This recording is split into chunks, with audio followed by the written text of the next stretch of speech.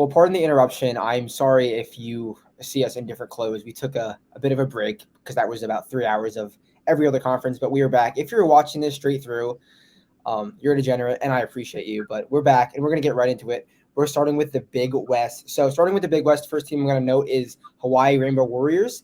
They are coming off of a weird season. Two players that didn't play last year are back this year, and they should have high hopes in the Big West. What's your take on this team, or who do you think is one of the better teams in the Big West you want to start with? No, I really do love Hawaii. I mean, they kind of got it tough last year. Noel Coleman was great for them all the way through February. Then he got hurt, and heading to the Big West tournament, they just weren't the same team. And I believe they might have made the semifinals. They beat UC Riverside, but they lost in the semifinals. But I think that this is Orangonaut's best team that he's recruited at Hawaii yet. A lot of people give him a really hard time. They're like, he hasn't won anything with his own guys, but there's been a lot of really bad circumstances. He's been sick. People have been hurt. But, Noel Coleman's back. He's doing great. They also have Samuta Aveo back, who didn't play last year because of an injury. He didn't play the year before because he didn't want to mess with all the COVID stuff, and they're in Hawaii, and it's a really weird place. But, I really like this team. They have Kamaka Hepa down low, who's a Texas transfer, former 5-star guy from Alaska.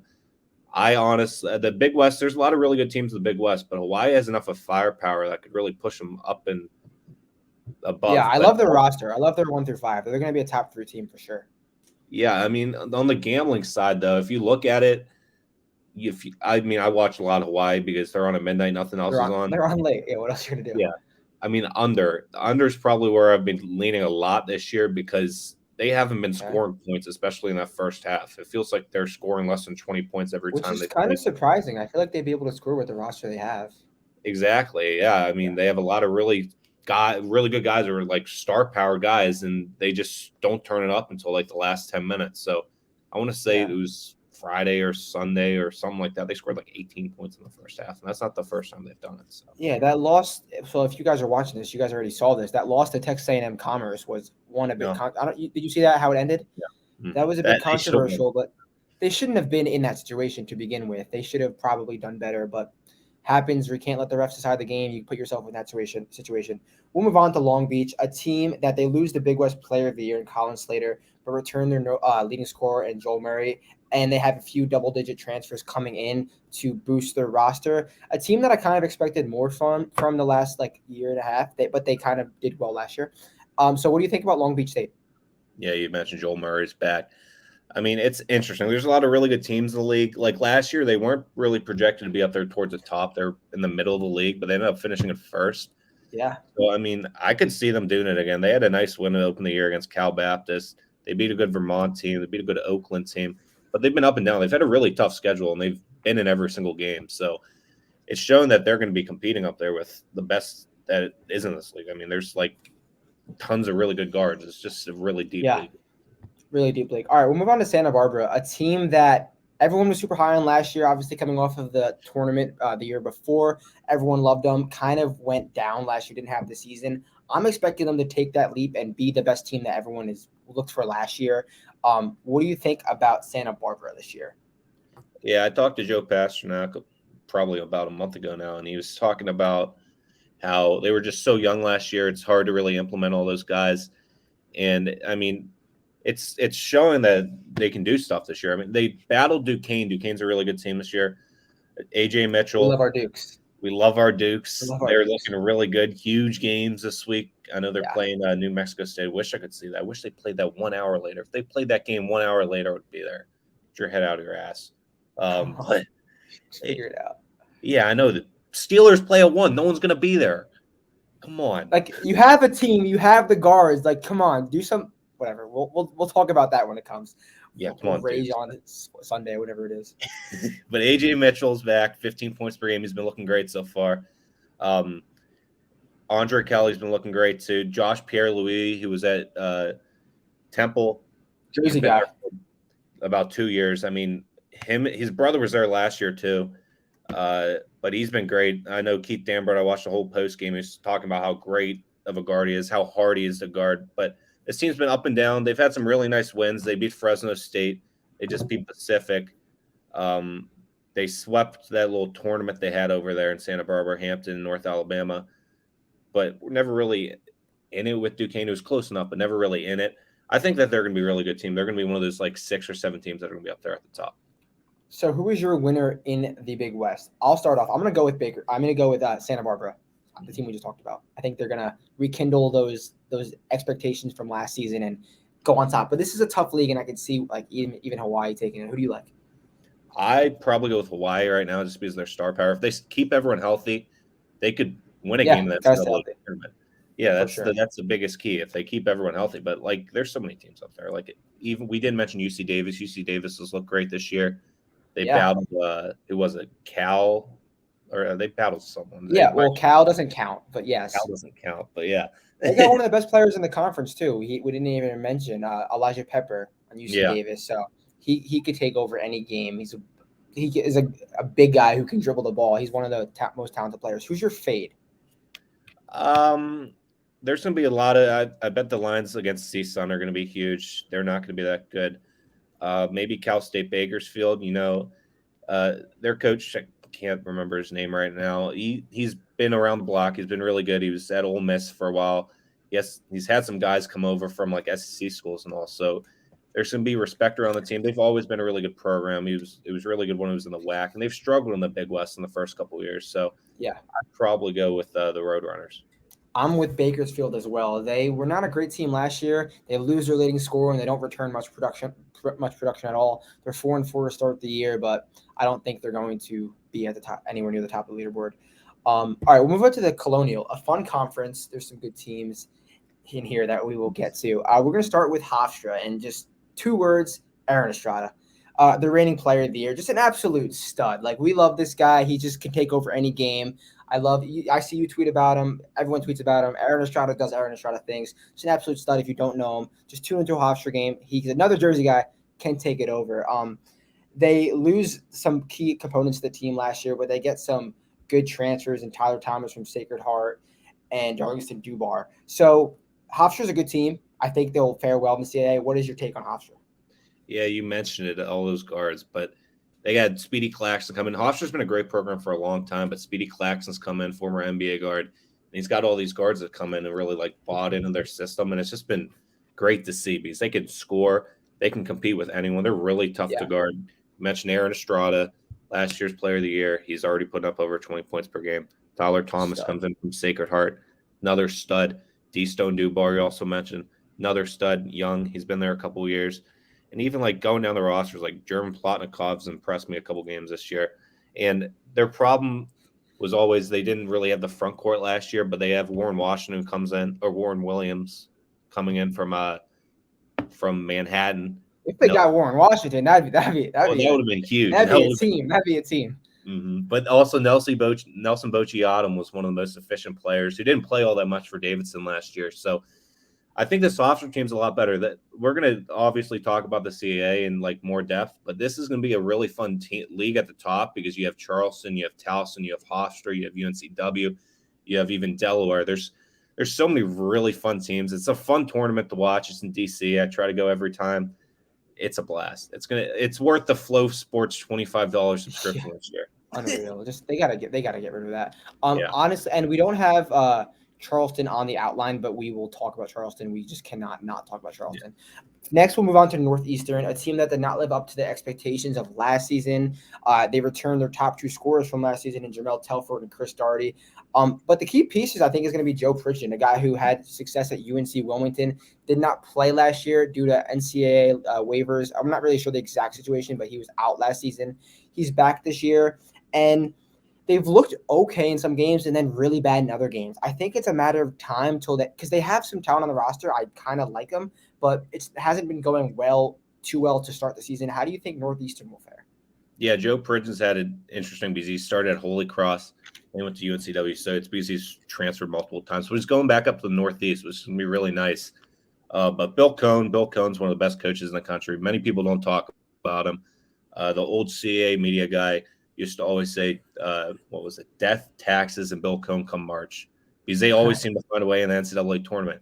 But he has dudes that can just make a run. You mentioned Chris Daugherty. He was there. He pretty much had to do everything for them last year because they had injuries and such.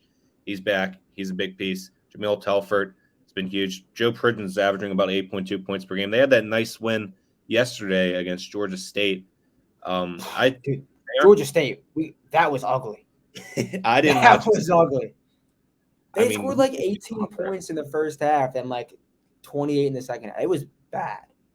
That's why I know it. Out of Georgia State team. Yeah, that's kind of wild. But I mean, I don't think they're going to be as bad as they were last year. There's really no way. Bill Cohn's such a good coach. They're going to be moving back up. All right, we'll move on to the preseason darlings of the CAA, the Towson Tigers.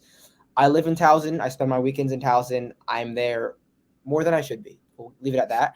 And no one knows about this team on campus. Like, they have one of the best mid-major teams in the country, and like you would never know that if you were just like out on Towson. Like, they got to do a better job marketing what they have at Towson. They got great facilities, a fun place to be, but just you would never know. But they return their 4 leading scorers and add Sekou Silla 22.5 points per game at Nova Southeastern, which is a Division II school, I believe, in South Florida.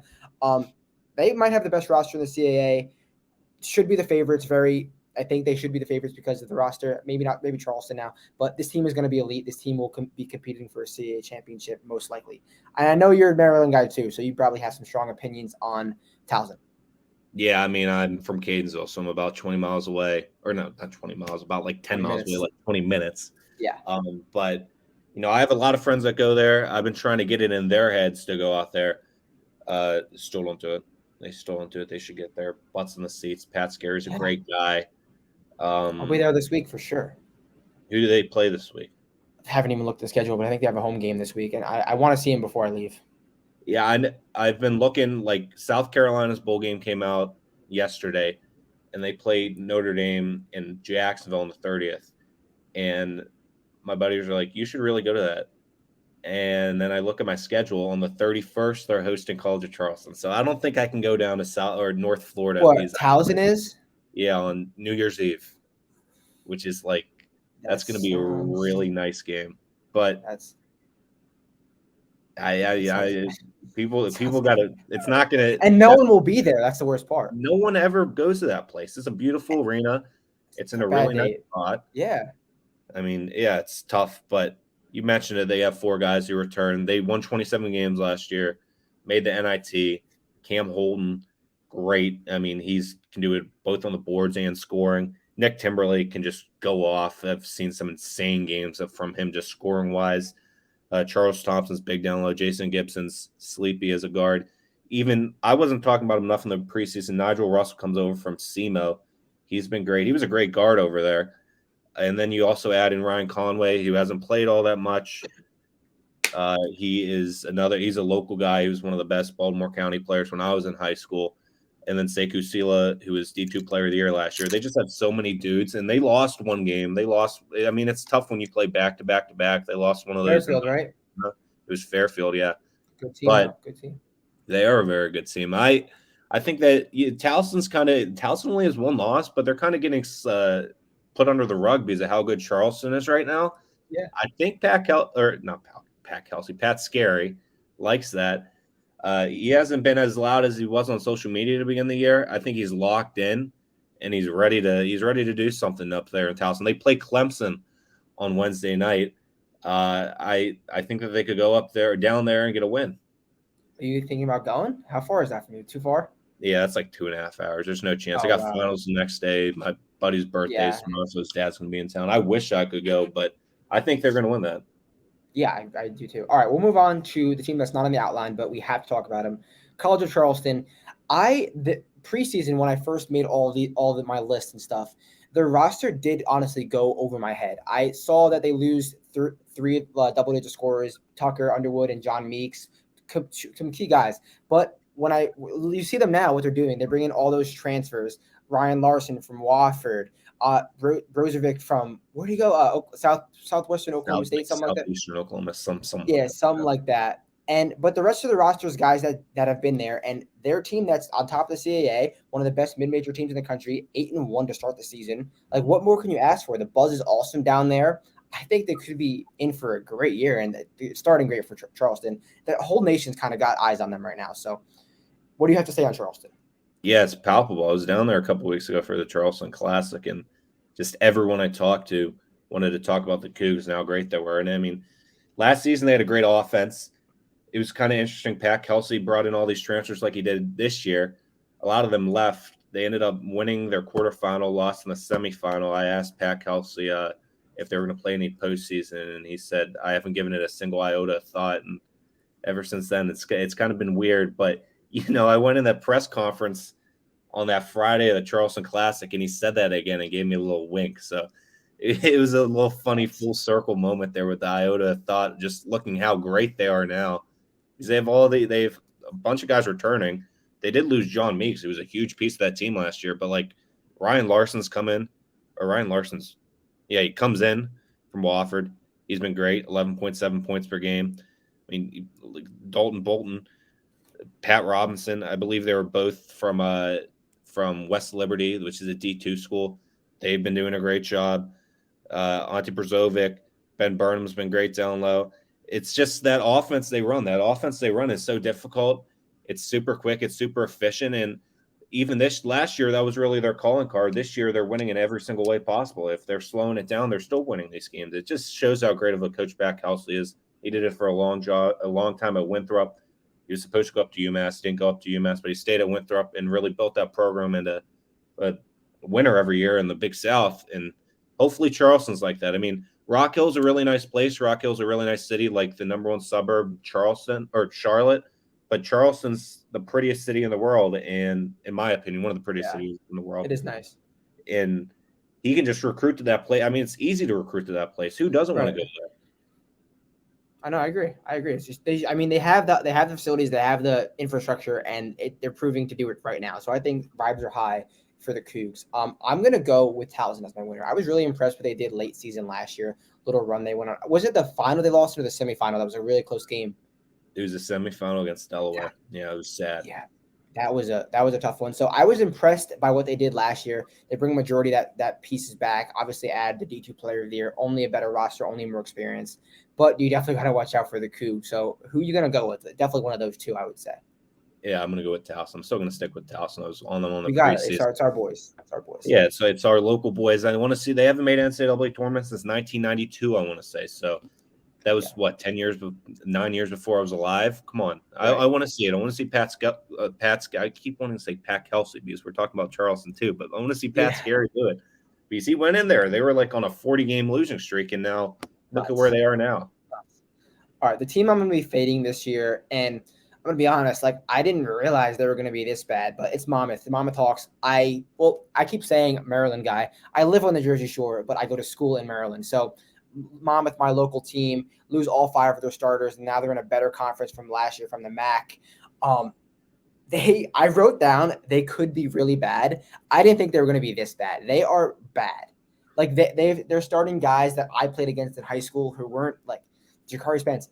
I hope you're not watching this, but like he's a good player, but he's not like a Division I starting point guard. And like they're going to be really bad. So continue fading them. They've made me a lot of money so far betting against them. Who's your fade? Is it Monmouth as well, or is there another team you want to point out? No, I think that Monmouth could honestly get good in like February, like late February. Because great coach. Yeah, King Rice is a great coach, and I think that they'll start meshing together. They got a win yesterday or 2 days ago. Manhattan. I went on a Monmouth podcast, said it's going to take some time. I thought they were going to. It was like before Norfolk and some other Colgate. They got smoked in both of those, but I think. Stony Brook has a lot of injuries. Yeah, they lost some guys too. Yeah, they lost some guys. I kind of maybe lean towards them when they get healthy. But fade like Drexel. Drexel loses a lot. Elon, I don't know what to really expect out of this Elon team. Billy Taylor's first year, they're really weird. They're always a really weird team. They kind of pick it up come March, but Mike Schraggy's gone. They got a new coach over there. And maybe even Hampton. I feel like the Lions are going to be huge against Hampton. All they really have is Jordan Nesbitt and Deuce Dean, I believe, still over there. But, the Pirates put up a ton of shots. They don't make a ton of them. I think that it's going to really be tough for their jump from the Big South to the CAA. Yeah, I agree. Okay, we will move on to one of my favorite mid-major conferences in the entire country. That's the CUSA. Just loads of talent, some awesome teams. Maybe the best mid-major team in the entire country is in this conference. So we'll start with Florida International. a really fun team. They lose their 2 leading scorers, but they bring on 3 transfers with legit upside, and they have Denver Jones at point guard, who's an absolute stud. John Williams, 24 points a game at a Division II school. Austin Williams, 16 at Hartford. And Nick Lorensen, 13 points per game at New Hampshire, was like their only guy the last, 2 seasons. Yeah. So this is a team that has been decently competitive to start the season. Played at FGCU, whose team is pretty good, and faded in the second half yesterday. Didn't cover the 8.5, lost by 9 naturally. So FIU should be fun. How you like the Panthers? The Panthers, right? Yeah. Like you mentioned, though, they have all these transfers coming in, so they're going to keep getting better. I mean, I'm not all too high on them. I think maybe middle of the conference USA. Nick Lorensen really hasn't done all that much this year. He was at UNH. He hasn't. I thought he was going to do more to start, but he really hasn't. I thought he was going to be their premier player. But, I mean, Denver Jones has kind of taken that spot for him. He's been great so far this year. I mean, I think it's still going to take some time. They'll be up there towards middle of the league. They've been competitive. They competed. I mean, Eastern Michigan hasn't been all that great this year, but they competed with them and they competed with FGCU in this last week. So you see signs down there by Miami. I don't think that they're going to be up there towards the top. I do like all the transfers they have coming in, and I think that they're going to be a pretty competitive team. All right, we'll move on to Louisiana Tech. First season with a new coach, and losing Lofton is a pretty big thing to recover from. NBA guy, I would assume. I don't really know what he's doing now. I just don't touch the NBA. But they have Kobe Williams returning, Keaston Willis, Isaiah Crawford, a good core. Will be always a competitive squad, but kind of some question marks with a new coach in there. So how do you think LA Tech will fare with losing some key components and having a new coach? Yeah. First, we got breaking news. We always got breaking news during breaking news on the pod. Breaking news: Jay McCauley, Wofford's head coach, is taking a leave of absence. So I wonder what's up with that. Is there a reason? No reason, just leave of absence? No, I ain't gonna send him a text about it either. But yeah, that's a big loss. That's crazy. Yeah, I hope all's good with you, Jay. Yeah. I hope all's good. But La Tech, Kenneth Lofton's a huge loss. I mean, he's probably the most impactful player in the country last year. I think he's with the Grizzlies. He's not with because they have David Roddy. I don't know. He's somewhere. He tore it up in the summer league. He tore it up in both the G League and NBA. Grizzlies, you're right. I was right. Oh, nice. Yeah. Don't doubt yourself. I know. My roommates are always like, Nick, you watch a lot of NBA. I said, no, I really don't. And I guess I do. I guess I betted on a lot of the playoffs. But, they still got Kobe Williams over there, so that's a pretty good piece. But I think it's going to be a tough year for them in Ruston. They aren't going to be as good as they were last year because Kenneth Lofton just kept them in so many games, and he was like all their scoring. He did like all their production. So it's going to be tough over there in Ruston. All right, we'll move on to the North Texas Mean Green. Great coach. He's just done an amazing job there in his 4 or 5 years there. Always has an amazing team. They lose Thomas Bell, who is a pretty key piece, but they have the electric Tyler Perry, who is one of the most electric guards in the country. He can score at will. He missed the first few games, but he's back now. A few big transfers also: Tyree Eady from North Dakota State, Jaden Martinez from New Hampshire, and Kai Huntsberry, Division II guy. So with what they have and what they return, plus the coach, they're always going to be in the mix every single year. Maybe a little bit of a step back from last year's roster, but I still think with what they have plus the coach, they're going to be a good team at the top 3 of this conference. So how do you think North Texas will fare? I think they're going to be good. Tyler Perry, this got to be his final season there. Yeah, I mean he's been there forever. So he should be on a tour to get back to the tournament. So how do you think they'll fare? Yeah, I mean I think they'll be another 21 team. I don't know if it's going to be one of the better teams there in the last couple of years. I mean Tyler Perry's great as always. They've been looking really good in the non-conference. People are going to look at that St. Mary's game where they really struggled on offensive. No one played. A lot of points, but no one played. So, I mean, outside of that, they've done really well. They aren't going to be up there. I mean, it might be them and UAB up there 1-2. I mean, I like Western Kentucky. Western Kentucky's kind of struggled to begin the season. Everything's been really close. There's another FAU. I love FAU because those 4 guards and the big man they have down low, they've been playing super well. They have a great offense, but it's going to be interesting. Their defense is going to have to grit people out. They've got a lot of really good guards. They have Jaden Martinez, who's going to come over in that front court over from UNH. I think they're going to be a really good team. Always a great defensive team.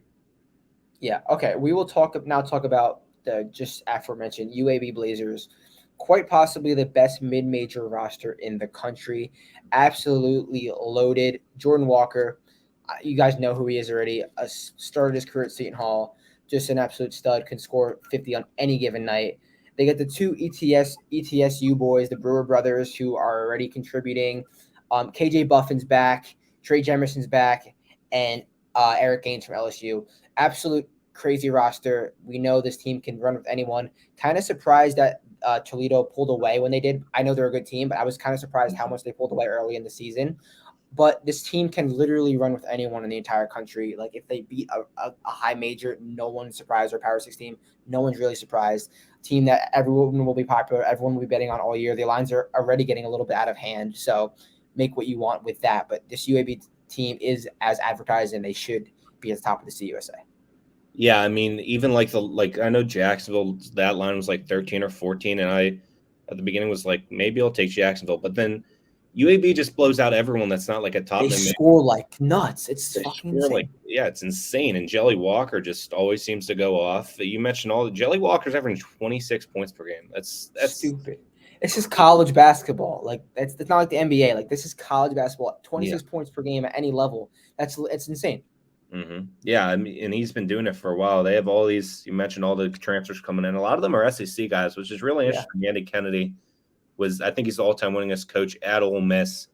He had a couple years where he took a break, but now he's back at his alma mater and he's building it back up to what it was when he played there.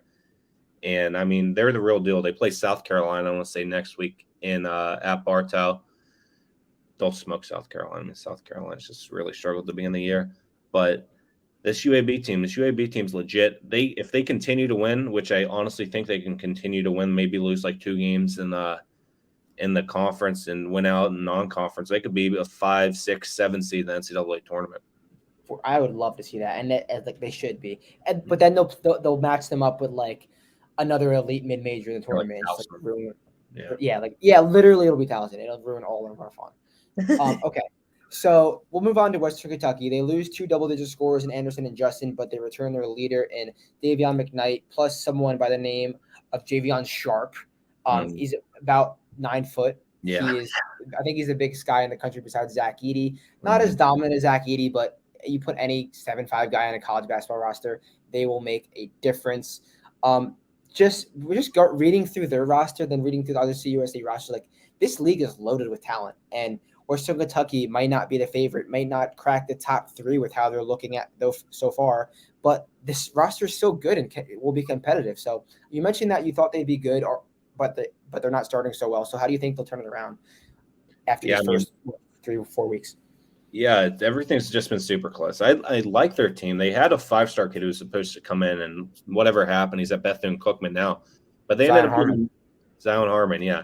And they ended up getting Emmanuel Akoff from Boise State, and he's done a really good job. He's their leading scorer. Yeah, but I mean, they bring back Luke Frampton, McKnight, Jarris Hamilton. Those are 3 huge pieces. You mentioned Jamarius Sharp down low. I think he's 7'5", absolutely insane, blocks everything. I just think they got to start pulling away from these teams. Like they played Eastern Kentucky close to open the season. They got smoked by Akron in the Cayman Islands, and they came back and they beat a Tulane team. It's kind of been up and down, but the Austin P game was what I was thinking about. They only won by 1 last week, so it's gonna be a really interesting month. I mean, they play at Louisville next week. That should be a win. If they want to be legit, they should definitely win that. I mean, Louisville's just been horrendous. They're the worst team in the country. Yeah, but they have a chance to make some statements this month because they only have 3 games before conference play, and it's Wright State. It's a good program, lots of really good big men. Then they play Louisville and South Carolina, who are they're both the worst teams in their Power 5 conferences. So they have chances to make statements. They just gotta they've been winning too close to my liking. They got to start blowing some of these teams out. Okay, who is your winner? Is it the UAB Blazers? Are we aligned? Yeah, I'm taking UAB. Okay. Team I'm going to be fading in this conference is going to be UTSA. They lose 4 of their top 5 scorers, including Jordan Ivory Curry, who's a stud. Is Pacific now? Yeah, he's at Pacific. Yep. Okay, he's at Pacific now, and they don't really bring on 2 transfers, but no one really to turn your head out, and they've started okay. But I think come this season, this conference is so loaded. I think they're going to be a team you can fade without having to lay too many points. So who you thinking to fade in the CUSA? Yeah, probably UTSA. If you want to throw someone else in there, I'm not all too high on Charlotte. A lot of people are really high on Charlotte at the beginning of the year. They've They won started games. all right. Yeah. Yeah, they've won. They beat Davidson, but a lot of these games have been really close. Yeah. I mean, Ron Sanchez has been there for a while, and he's really not been able to do too great of a job. I mean, this is a good team, but I feel like if there's going to be a big line, you got to fade Charlotte in those. Yeah. Okay. So we will move on to the Horizon. We will start with Detroit Mercy. 2 words to sum up Detroit Mercy, and you're gonna say it. What's the 2 words to sum up Detroit Mercy? Antoine Davis. You get it. Antoine Davis. That's all you got to say. He's going to break every scoring record in the NCAA most likely because this is his 6th year. Father's the coach. Make what you want of them. They're not going to be a great team. They're going to have a few showings where Antoine Davis will go nuts. But besides that, nothing really to write home on them. They have some transfers from no one really notable who had too much success at some bigger schools, but no one really notable had too much success. So they'll be okay. The Horizon League isn't anything crazy. They'll win games. I would say middle of the pack to the top. I don't see them winning this league. Anything else to note about Detroit for you? Yeah, I don't think. I mean, they haven't been able to do it so far with Antoine Davis, make a tournament. So I still think that they're going to be a really good team. They'll put up points. They'll compete. But I don't think they're going to be a top-tier team in the league. Antoine Davis, obviously, 23 points per game. I keep saying his name over and over again. Greg Liddell's come over. He's done a great job so far, too. But, I mean, I'm not expecting anything too out of the ordinary. You got to remember, Antoine Davis could have went anywhere in the country over the offseason. He was about to go to BYU, and he ended up coming back. I'm happy he didn't, to be honest. Yeah, I mean, now I believe it was the first game of conference play. They played 2 games. He set the Horizon League scoring record. So he's going to set more records throughout the season. For sure. All right, we'll move on to NKU, a team that's coming off of mega momentum from last year's absolute heartbreak in the Horizon League tournament, which is one of the best tournaments of the season. The Horizon League, it's hectic. It's like MAAC. It's like Tuesday night MAAC times 4. It's just ridiculous. So they returned their 3 leading scorers. And their leading scorer, Marcus Wars, obviously. They're a top team in the conference. I'm expecting them to have another great season. They haven't started out as hot as I thought they would, but they're still looking solid. I think Northern Kentucky will be solid. Anything to write home about them? Yeah, the Norse are always competitive. Darren Horn's come in there, and he's continued that. Former South Carolina coach. I mean, Marquise Warwick, he was first team All-League last year, I want to say, and then the year before he was freshman of the year in the league, and he's doing it once again, 21.6 points per game. They also bring back Sam Vincent and Trayvon Faulkner in their backcourt. Yeah. So 3 really good pieces. They're always going to be competing. They play a lot of really close games. That's the one thing about them. They play close games, but they always pull it out. It's a great program. I mean, dating back to Drew McDonald, they always have great players, and they're going to be up there towards the top of the Horizon League. They've found success, and I mean, they're one of the rare teams in the league that have students come out every single game. So that's a big key piece too. That the atmosphere, everything they have happening there in Highland Heights is impressive. Agreed. All right, we'll move on to Oakland. And you know how John Rothstein tweets every once in a while, like things you didn't expect me to tweet. Yeah. I did not expect Oakland to be 2-8 to start the season. Mm-hmm. Not that they have the greatest roster, but when you see Jalen Moore, Trey Townsend, Rocket Watts, who's already in trouble there and not doing well, and a great coach, Greg Campy, they're 2-8, and they don't look awesome. And I think in the Horizon League, they have a roster that should be a bit more competitive, but I think they're 0-2 to start Horizon play, which is a bit surprising. And I think this roster should be doing better, but 2-8, 0-2 to start this conference, not too excited by that, but I think they have a decent roster to succeed. So what do you think about Oakland? Yeah, I think they have a great roster. Greg Campy's kind of struggled these last couple of years. He's a great coach, he's the longest tenured coach or the second. He's in the top 3 of the longest tenured coaches. He's up there with Jim Boeheim. He's been there since pretty much the beginning of the Oakland program, and they just have such a great roster. It's interesting to see them start this way. They've done that the last couple of seasons. They got smoked by Oklahoma State, which was not expected. I was expecting them to win because they beat them last year. Right. But yeah, I mean, it's been really interesting. Neither of those conference games were really that competitive. The first one was not even close at all. Look at who it is. I know the one against Purdue Fort Wayne was on TV on Saturday and went to overtime. Yeah, they won by 6, and I thought they were gonna blow the 9 in overtime because they were down like 8 in overtime. I was like, "Are you serious?" That was like my biggest bet of the day, and I thought it was gonna lose. but they got there. Yeah, it's been a struggle. They lost by 16 to a really hot Cleveland State team. So, yeah. I mean, they have chances here. They play Syracuse tomorrow night. Hopefully get back. It's at the Dome, so that's going to be – and it doesn't stop this gauntlet for them. They got Syracuse at Boise. Then they play Michigan probably at Little Caesars Arena. It says it's at Michigan. It's probably at Little Caesars Arena if I'm just going to guess off the top of my head. But then they got to win some of these games. They're really good. They got a really good roster, really good coach. They'll find their way sooner or later. And if it's February, it's February. It's the right time of year. All that matters is winning a couple games in March, and then you're set for the NCAA tournament. So you see the schedule that they got come conference play. They're like 3-11. We might get some good numbers on Oakland come conference play because they're a team that you could win. It could be anyone in the Horizon League. So we'll move on to Youngstown, a team that looks really hot out the gate. Lose their 2 double-digit scorers, but returned Dwayne Cohill, who just had a 40 burger the other night. Went nuts. And they get 3 key transfers: Bryce McBride from NKU, Brandon Rush from Fairleigh Dickinson, and Malik Green from Kinesis. Veteran squad. They're going to be competitive, and they're kind of looking better than I thought they would. So I'm happy to see the Penguins out the gates hot. Yeah, Jarek Calhoun did such a great job in the offseason with the transfer portal that they gave him an extension. So that means a lot. And they've had an impressive start to conference play. They went to double overtime against Northern Kentucky. I knew Northern Kentucky was going to win that one. I bet that one, and I had people arguing with me on that one. But I knew that was going to happen. It was like plus 1.5, right? Something like that. It was something. I think it was 1.5. Yeah. And then they went up to Dayton and beat Wright State at Wright State, which is always a very difficult place to play. So it's been good for the Youngstown State. I mean, like you mentioned, Dwayne Cohill put up 43 points in that Cleveland State game. Insane. He was at Dayton before that. So maybe I didn't even think about this until now. Maybe it was like a little homecoming thing for him. Blow the doors off of Wright State over there. But Malik Green, he's another transfer. He comes in, he's 15 points per game. Adrian Nelson was in league at Northern Kentucky, 13.6 points per game. Brandon Rush put up a crap ton of points at Fairleigh Dickinson.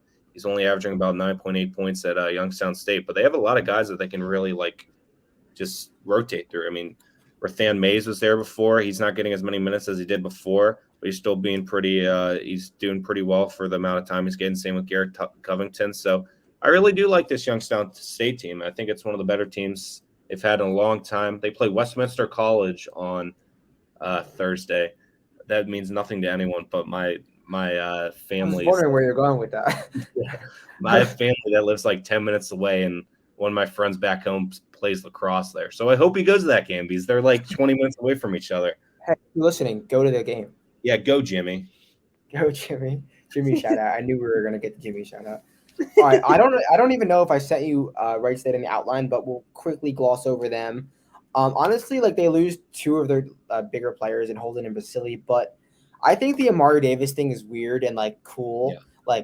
So Green Bay, he's at Green Bay, right? Yeah. Green Bay to Missouri, back to the Horizon at Wright State. A guy who was a stud at Green Bay and was he was just there at a horrible Missouri team. Now he's back to the Horizon. We see that every now and then, a guy who goes up and comes back. So they're a team that's always in the mix, but I hate Wright State because they always have absurd lines. At least last season, they were getting way too much value and they never covered for me. So I hated Wright State, but they're always going to be in the mix. Great coach. So what do you think about Wright real quick? Yeah, Scott Nagy's a great coach. I covered them for 1 year because I thought it was going to go to Dayton. So I'm like, I might as well pick something up. I didn't end up going to Dayton. I still wrote about them for the year virtually or whatever. But, Scott Nagy is a big man. He just churns off the big men. Brandon Knowles done a great job. I believe his first name is Brandon. He's done a great job this year. 12.7 points, 6.8 rebounds. Really didn't even see that. It is Brandon Knowles. He's a freshman. So this will be a long time. I mean, he had Grant Basile before. Wow. He had Mike Daum at South Dakota State before that. He had Loudon Love in between those two. So, I mean, he churns out some really good big men. He might be the next one. But, I mean, Vegas respects Wright State. Wright State was supposed to be great last year, and they struggled in the non-conference. They struggled really through the first couple of weeks of Horizon League play, and then they picked it up in the conference tournament and ended up making the big dance for the first time in a couple of years. But, yeah, I mean, I think that they could be pretty solid. Trey Calvin comes back. He was a big piece of that team. He's been a big piece of the team for a couple years, 16.6 points per game. You mentioned Amari Davis. A.J. Braun's another big piece down low for them. Tim Finke's been there a couple of years. He can compete off the bench. He's a Grand Canyon transfer. Alex Hubricks, Blake Sisley. He was at Evansville. He's not getting many minutes, but he's only averaging 8 minutes per game. But if he gets more minutes, he could be a really big piece. He's averaging 4 points in those 8 minutes per game. So they have a really deep roster. They started 0-2 in conference play, but I expect them to pick it back up. When we get to about January or February, the Raiders are always in the mix. Yeah, we'll definitely circle back on them come that time. So who's your pick to win this conference? Maybe NKU. I mean, I want to say Purdue Fort Wayne. We didn't talk about Purdue Fort Wayne. They have a really good team. Yeah. They bring back a lot of people from last year. Damon Chonkwee, Jared Godfrey, Bobby Planutis. I don't know why that name is. Planutis is good. Yeah, he can score. St. Bonaventure transfer. But they got a lot of guys there. They haven't had the best start to the year. See how they do. But Northern Kentucky's always up there at the top. They got a whole bunch of great guards. So I'd probably go with the Norse. I don't know if they'd win the league in the regular season, but I think that they could make it. Come tournament time, they can make the big dance. Yeah, especially off of what happened last year. They blew that lead in the. I think they'll be there. So team to fade. I mean, obviously we know the answer is IUPUI, but I'm gonna go with Green Bay. Yeah, they played today. I think Green Bay covered. But this team was horrendous last year. They lose all their production, and they bring in some JUCO guys who are fairly unproven. So they might be worse than they were last year. So I'm just going to go with the Phoenix. Yeah, I don't know what Will Ryan's doing over there. They're really bad. I don't think that I don't know how much longer he's got over there. I'm sorry, Will, but that team's just not good. Yeah, they played IUPUI today. I had IUPUI +7 push on a buzzer-beating 3. So that's way. Basketball bet of the day. So I'm 0-1 today. I bet nothing today. I was gonna do the Zags Kent over, but I'm gonna let it go. Mm-hmm. All right, we'll move on to the Ivy League. There's not much to write home on the Ivy League this year. I mentioned Princeton. They lose 2 double-digit scorers, including one of them to Michigan, and they return the Ivy League Player of the Year, which is big. I think I'm not going to say his name. Not going to say his name. Not going to say his name. You want to say his name, you can, but I just think they're going to take a few steps back from last year. Yeah, because I always try to pronounce it, can't do it. What was it? Tosonev Wobwan. There it is. Yeah. I'm not saying that. Yeah, he's a British lad. I love him. He's a great big man. He's probably, I mean, there's a couple of really good players in the league, but he's going to be right up there at the top.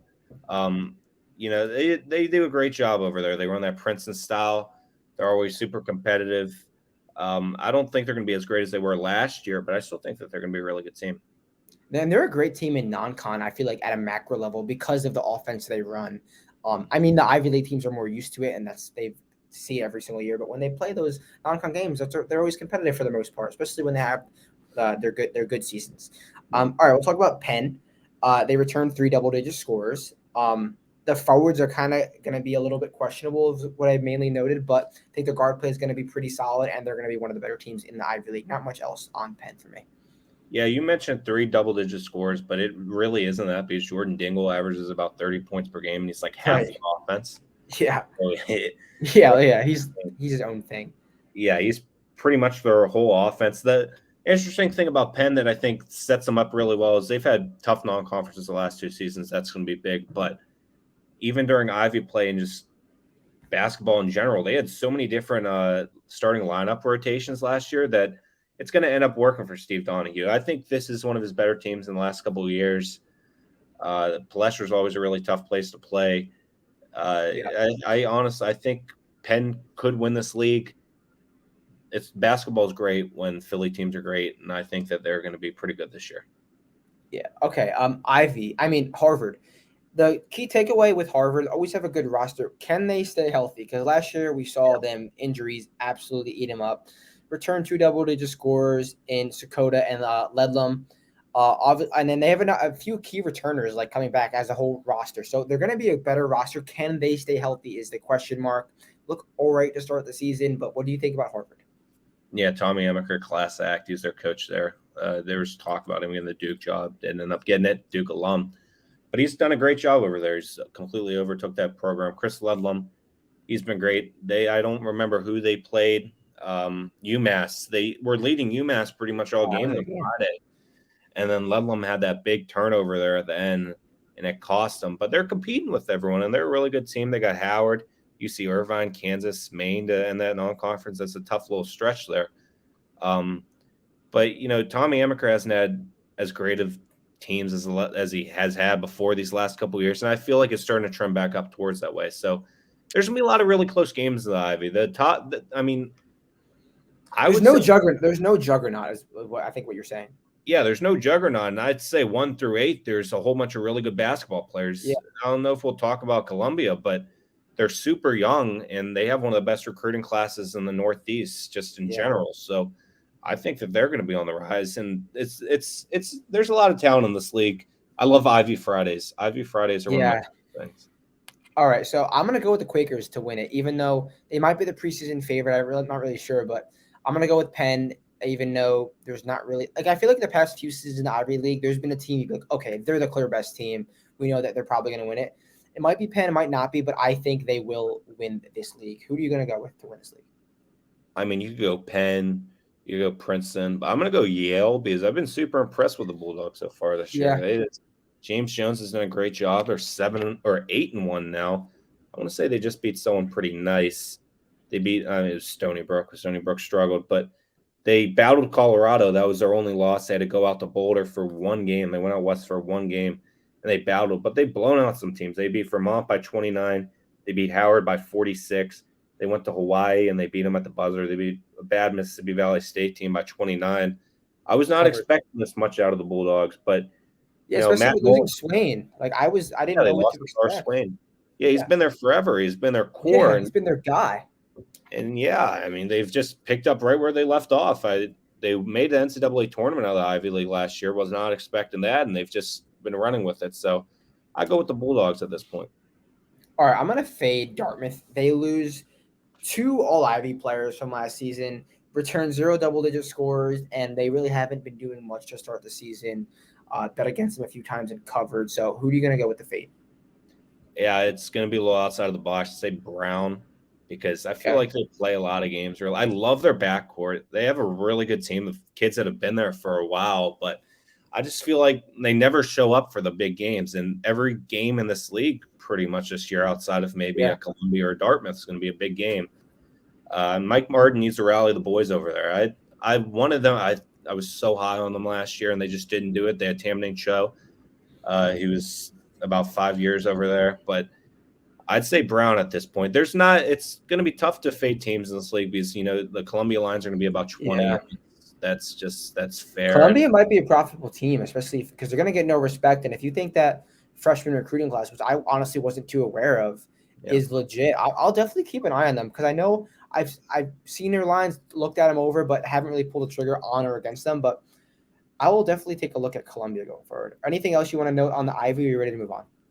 Yeah, not really. I mean, Cornell, once again, is an easy-ass schedule. They always have these super easy non-conference schedules, and they do really well. So good for Earl up there that they're doing great. But, yeah, I mean, the Ivy's going to be fun. Ivy's always fun. Lots of really good talent. Ivy Fridays. All right, we'll move on to the Metro Atlantic. We'll start with Iona, who is a team that everyone was very happy to see last year. They looked awesome last year. They lose Jolly and Joyner. They're kind of do-it-all guys. They're leading production. But they return Nelly Jr. Joseph, who is a stud. Obviously, we know who's coaching there. Patino, fun. They should run the MAAC again, just based on talent alone. So anything else you want to note on Iona? What's your key takeaways for them? Yeah, Rick Pitino really challenged himself in the non-conference this year. I don't think there's a super or single easy game on that schedule, and they're doing pretty well. They're 4-6. Tomorrow's a big one. Oh, yeah, they're at St. Louis. They host SLU tomorrow. That's going to be interesting. And then they play the Bonnies on Sunday. I mean, it's just nonstop. It's really impressive. They dominated in both the games to start MAAC play. They beat Niagara and Canisius both by 20+. They did lose to Santa Clara. They did lose to Hofstra. But on opening night, I thought it was going to be a close game with Penn, and they beat them by 28, and they beat Vermont by 21. So, I mean, great job scheduling. They have so many guys. They have 5 guys who are already averaging double digits in Danis Jenkins, Quinn Slazinski, Clayton Jr. Jean-Louis, and Nelly Jr. Joseph. So it's a really good team. I love what Rick Pitino's done. They were great over there before. And, I mean, they're just – everyone wants to beat Iona. That's the one thing about them. So you got to – with it's a Super caution. Bowl every game. Yeah, it's every team Super Bowl. So we saw it a couple times last year. We saw it in the first round or the quarterfinal of the MAAC tournament where they fell. Ryder, right? I believe it was Ryder. Yeah, I believe it was Ryder. I love Ryder this year, but we'll keep going. I really do like Ryder too. I saw them. They were one of the MAAC teams I saw live last year. So yeah, I think Iona's gonna be really good, but it's every team Super Bowl. So you got to take that with caution, especially on the road. I guess we'll transition right into Ryder. They returned 4 double-digit returned 4 starters, not 4 double-digit scorers. 4 starters, including Dwight Murray and Alan Powell. Maybe the best backcourt in the MAAC. It's fringe. Some would say that the Iona or Manhattan maybe is more talented. But Ryder has a great duo. They get some decent transfers as well. Momentum from last season off of that Iona win. But they haven't started as hot as I would like them. They lost a few games. They played a tough schedule too. They went to London, I believe, or Ireland, something like that. Yeah, they played, and then they came back, played Rutgers like the next day, something stupid like that, and like they don't look good on paper as I feel like they will look coming in the next few months. But you mentioned you like Ryder, so what's your takeaways for them? Yeah, I mean, I love really Jersey basketball also. So Ryder. What's that? Oh, Jersey basketball. I love Jersey basketball. Yeah.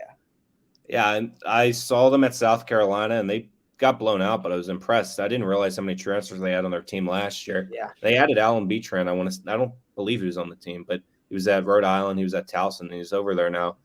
Like you mentioned, Dwight Murray's been there forever. He's great. Mervyn James is a really good piece in that front court. Alan Powell, great in that back court.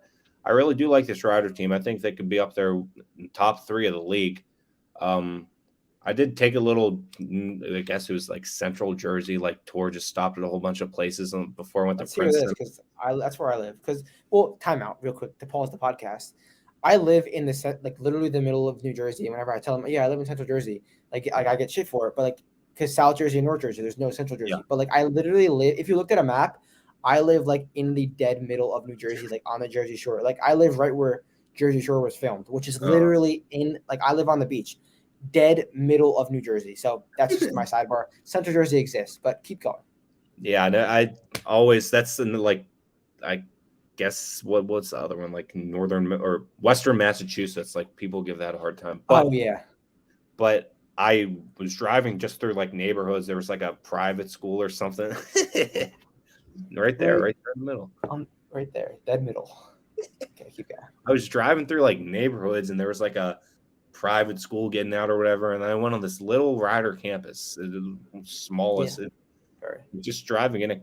I mean, not the same kind of buildings, but just the way you would drive in, it was kind of the size of the Citadel. But yeah, I mean, I was really interested. It was their arenas in their student center. It's a cool place. Yeah. And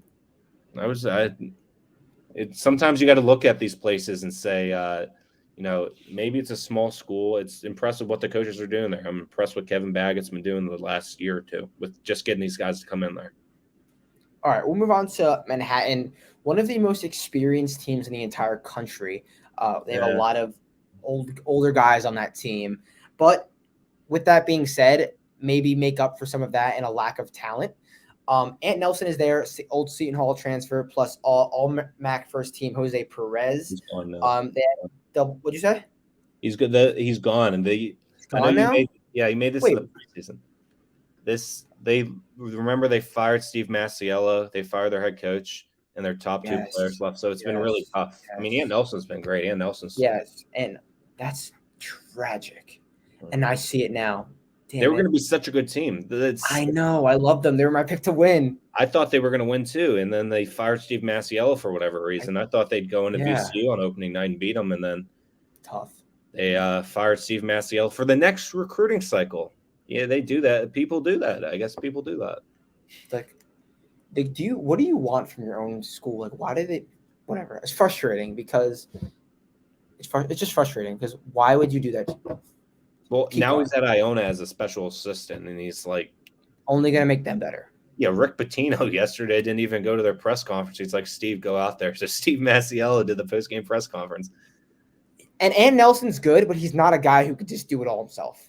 Mm-hmm. He's freshman year, sophomore year, or freshman year at Hall, when he would come into the game, he would try to do that. And it just wasn't, that's just not, he's a good player, but he's not that. He's like, if you're not a mid-major basketball fan, he's like Kihei Clark the last few seasons when he tried to do it all himself. And he's a good player, but he's not that guy. So throw away my Manhattan take about them being elite. Didn't realize that what's his name left, but that sucks. But they covered for me live the other day, so it's whatever. What else you want to say about Manhattan, or did you get out what you want to say? Yeah, I mean, they've impressed me. I thought they were going to be much worse than they have been. They've been battling teams, which I really didn't expect. I was going to fade them at the beginning of the season, and then I kind of caught on, and I'm like, I'm not going to do that anymore. Ant Nelson's been great for them. Justin Roberts, I believe his name's Justin. Josh, damn it. First time I got that wrong. One of those names wrong. It happens. But, they've been battling. They did lose to Monmouth. That was a team that Monmouth beat. Yeah. But they've been battling. I wasn't really expecting. Yeah. I mean, they're doing better than I thought they were. I don't know if they're the worst team in the league. No. Okay. We'll move on to Fairfield, a team that I love their roster. Love Supreme Cook. Coolest name in the country, honestly. Mm-hmm. And they started off a bit slow at the gates. That loss at Wagner was really bad, really, really bad. But they battled back since then. We just mentioned, who did they just beat? Oh, Towson. They beat Towson. They have Caleb Fields. He was a Providence guy. No, Bowling Green guy. And then they get Bryce Goodine from Syracuse. Then he was at Syracuse. Then he was at, where was he at? I think he's at Providence. Syracuse, Providence. Now he's at Fairfield. He was a former top 100 recruit in the nation, I think. Yeah. He was a stud coming out of high school. Never really panned out. But yeah, I was trying to remember. I just have like some names down, but I remember that he was a top 100 recruit when he was coming out of high school. So Fairfield should be competitive this year. I'm not surprised that they came out the gate slow with those new pieces, but they have talent on that roster. Yeah. I mentioned Supreme Cook. He's been great. Caleb Fields has been great. The one thing about them is they got a new arena. They haven't had an arena in a couple of years. So nice. I was there 2 weeks ago. You went there? You visited? Yeah.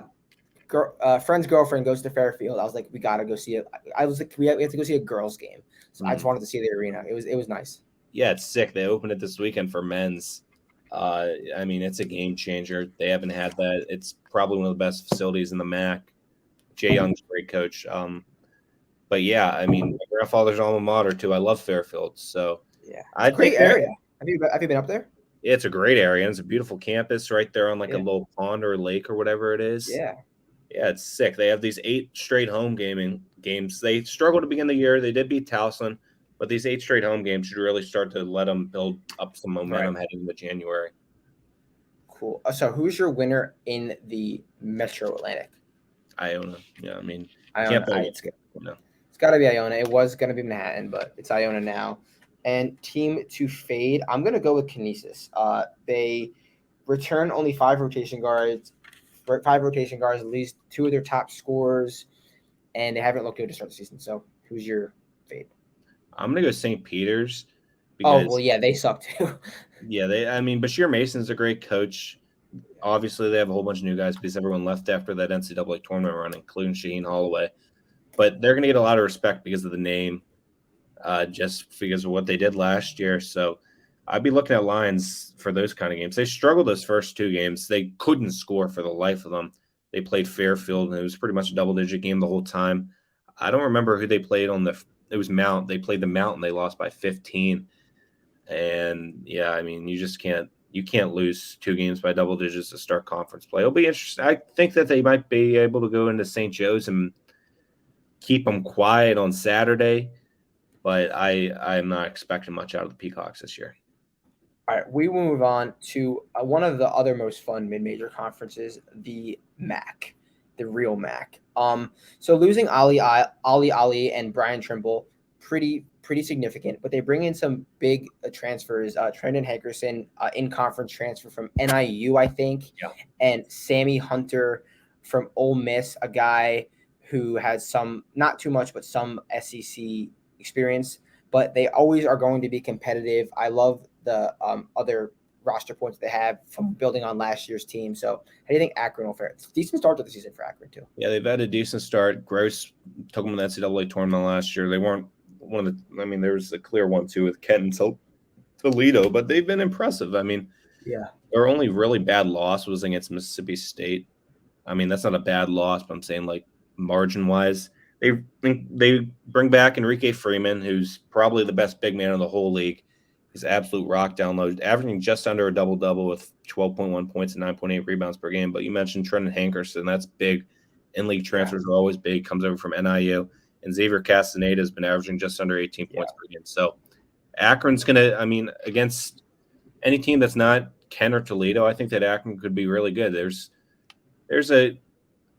don't know. There's usually clear tiers in this league, but with like Amoni Bates coming to the league and some other players, there's some really good players. There's talent. There's talent.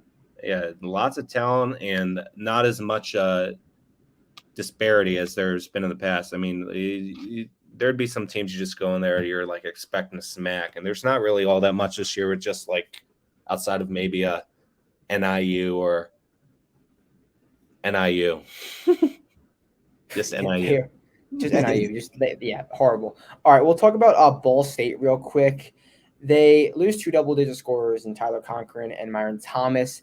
Bring on Jaron Coleman from Missouri, a guy who almost averaged double figures last year, but he has like decent SEC experience, which is big. Besides that, the roster is not – it's like very like average and competitive. I think they'll be competitive, but not towards the top. How do you think Ball will fare? Yeah, I think they're going to be competitive in the middle, not towards the top. I mean, Michael Lewis has come in there right away, former Indiana player, and he's done super well. They were leading Duquesne all game on Saturday, up by double digits a lot of the time. And then they lost on a buzzer beater. But I think they're going to be really good. I mean, keeping it with big men, Peyton Sparks is one of the best in the country. He's done a great job for them so far. 14.8 points, 8.3 rebounds per game. But I think that they're going to be towards the middle. They'll pick off teams in the middle. They won't pick off a Kent or a Toledo, but I think they're pretty good. Okay, Eastern Michigan. So this is what 3 weeks, a month or two of the season. Mm-hmm. How Eastern Michigan? Are you like weirded out? Are you disappointed? Are you like what the hell? Like it's kind of frustrating because the talent on this roster is at an NBA level. The talent, but when you watch them play, it's kind of what you would expect with the Bates and Farrakhan, that duo. Like they want to do their own thing. They want to be the guy, and the coaching is quite not there. It looks like a high school team with 2 studs trying to make it happen, which you can't do it in this conference. Maybe if they were in a lower conference, they could do it, but they're playing against good teams in the MAAC, and it's kind of rubbed off even against non-con teams that they should be more competitive with. So, I mean, come tournament time, they're always going to be dangerous, but there's no defensive effort. It looks really bad, and I'm happy we're doing this now because preseason I would have been raving about Eastern Michigan. So it's pretty ugly. I mean, they're live literally to beat anyone on every night, but they're also live to lose to anyone on any given night. A weird team. Just fare with caution with them because I would never lay points with them. I'd say bet them as dogs is what I would say. Yeah, I mean they got smoked by FAU yesterday. I really Noah Farrakhan, I was impressed by. I didn't know too much about him before heading into last season. Jersey guy. He's a Jersey guy. I saw him. They were playing Oakland in an exhibition. They had it on ESPN Plus, so I watched. I was just super blown away. And then adding Amoni Bates into that's really impressive. But I just have like a sour taste in my mouth from Patrick Baldwin, where I'm really not expecting too much out of these big guys coming to these schools. That was nuts. It was so disappointing. He didn't play at all, and he just sucked when he played. But I mean, Amoni Bates is putting up numbers, so they, like you mentioned, any night they can get blown out. Any night they can win games. These next couple games heading into conference play are going to be big. They play an Illinois State team who's really struggled so far. They go to Niagara, who's not all that great. They play Antoine Davis and Detroit Mercy, and then they come down here to South Carolina and play the Cock. So, I mean, they could honestly win those 4 games. You're going to be at that game for sure. Oh, I'm not going to be. Sadly, you're going to be gone by then. Right? Yeah, it's the same day as the bowl game, actually. So it's the 30th of December. They got South Carolina has some good teams coming in here when I'm going, which sucks because the only non-conference games I got to see when I I was at school because they've been traveling and all that is South Carolina State and Clemson. So like, but I mean, they got Western Kentucky and That'd be Eastern fun. Michigan coming to town. Like, Are you gonna go to the bowl game? no, I don't think I am because I want to be up here for Charleston's Towson. Yeah. Yeah. But that I got family coming to town. That I know this is basketball, but that's like one of the most insane days of football ever. You got Maryland at noon. You got Pitt at 2. You got South Carolina the 30th? at 30. Yeah, the 30th. And then you have the Barstool Bowl, and then you have Tennessee. The Orange Bowl. I'm gonna be at the Orange Bowl for sure. So I'll definitely be at that game. I don't know who you should cheer for. Both those schools suck. So I know, but I'm moving to Florida in 3 weeks, so I'm gonna be down there.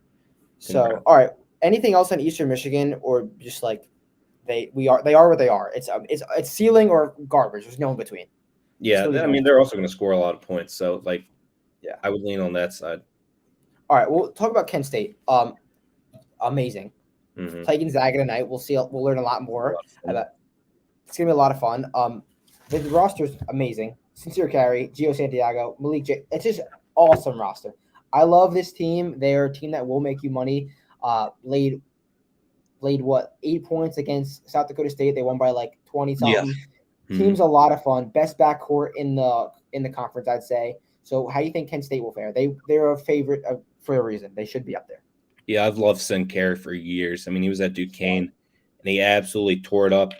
Then he ended up going to Kent State because they had a girlfriend there, and they didn't last too long. But he's doing great at Kent State. He's doing great at Kent State. Good for him. Rob Senderhoff's a great guy. But they got him and Malik Jacobs there in that backcourt. Great backcourt.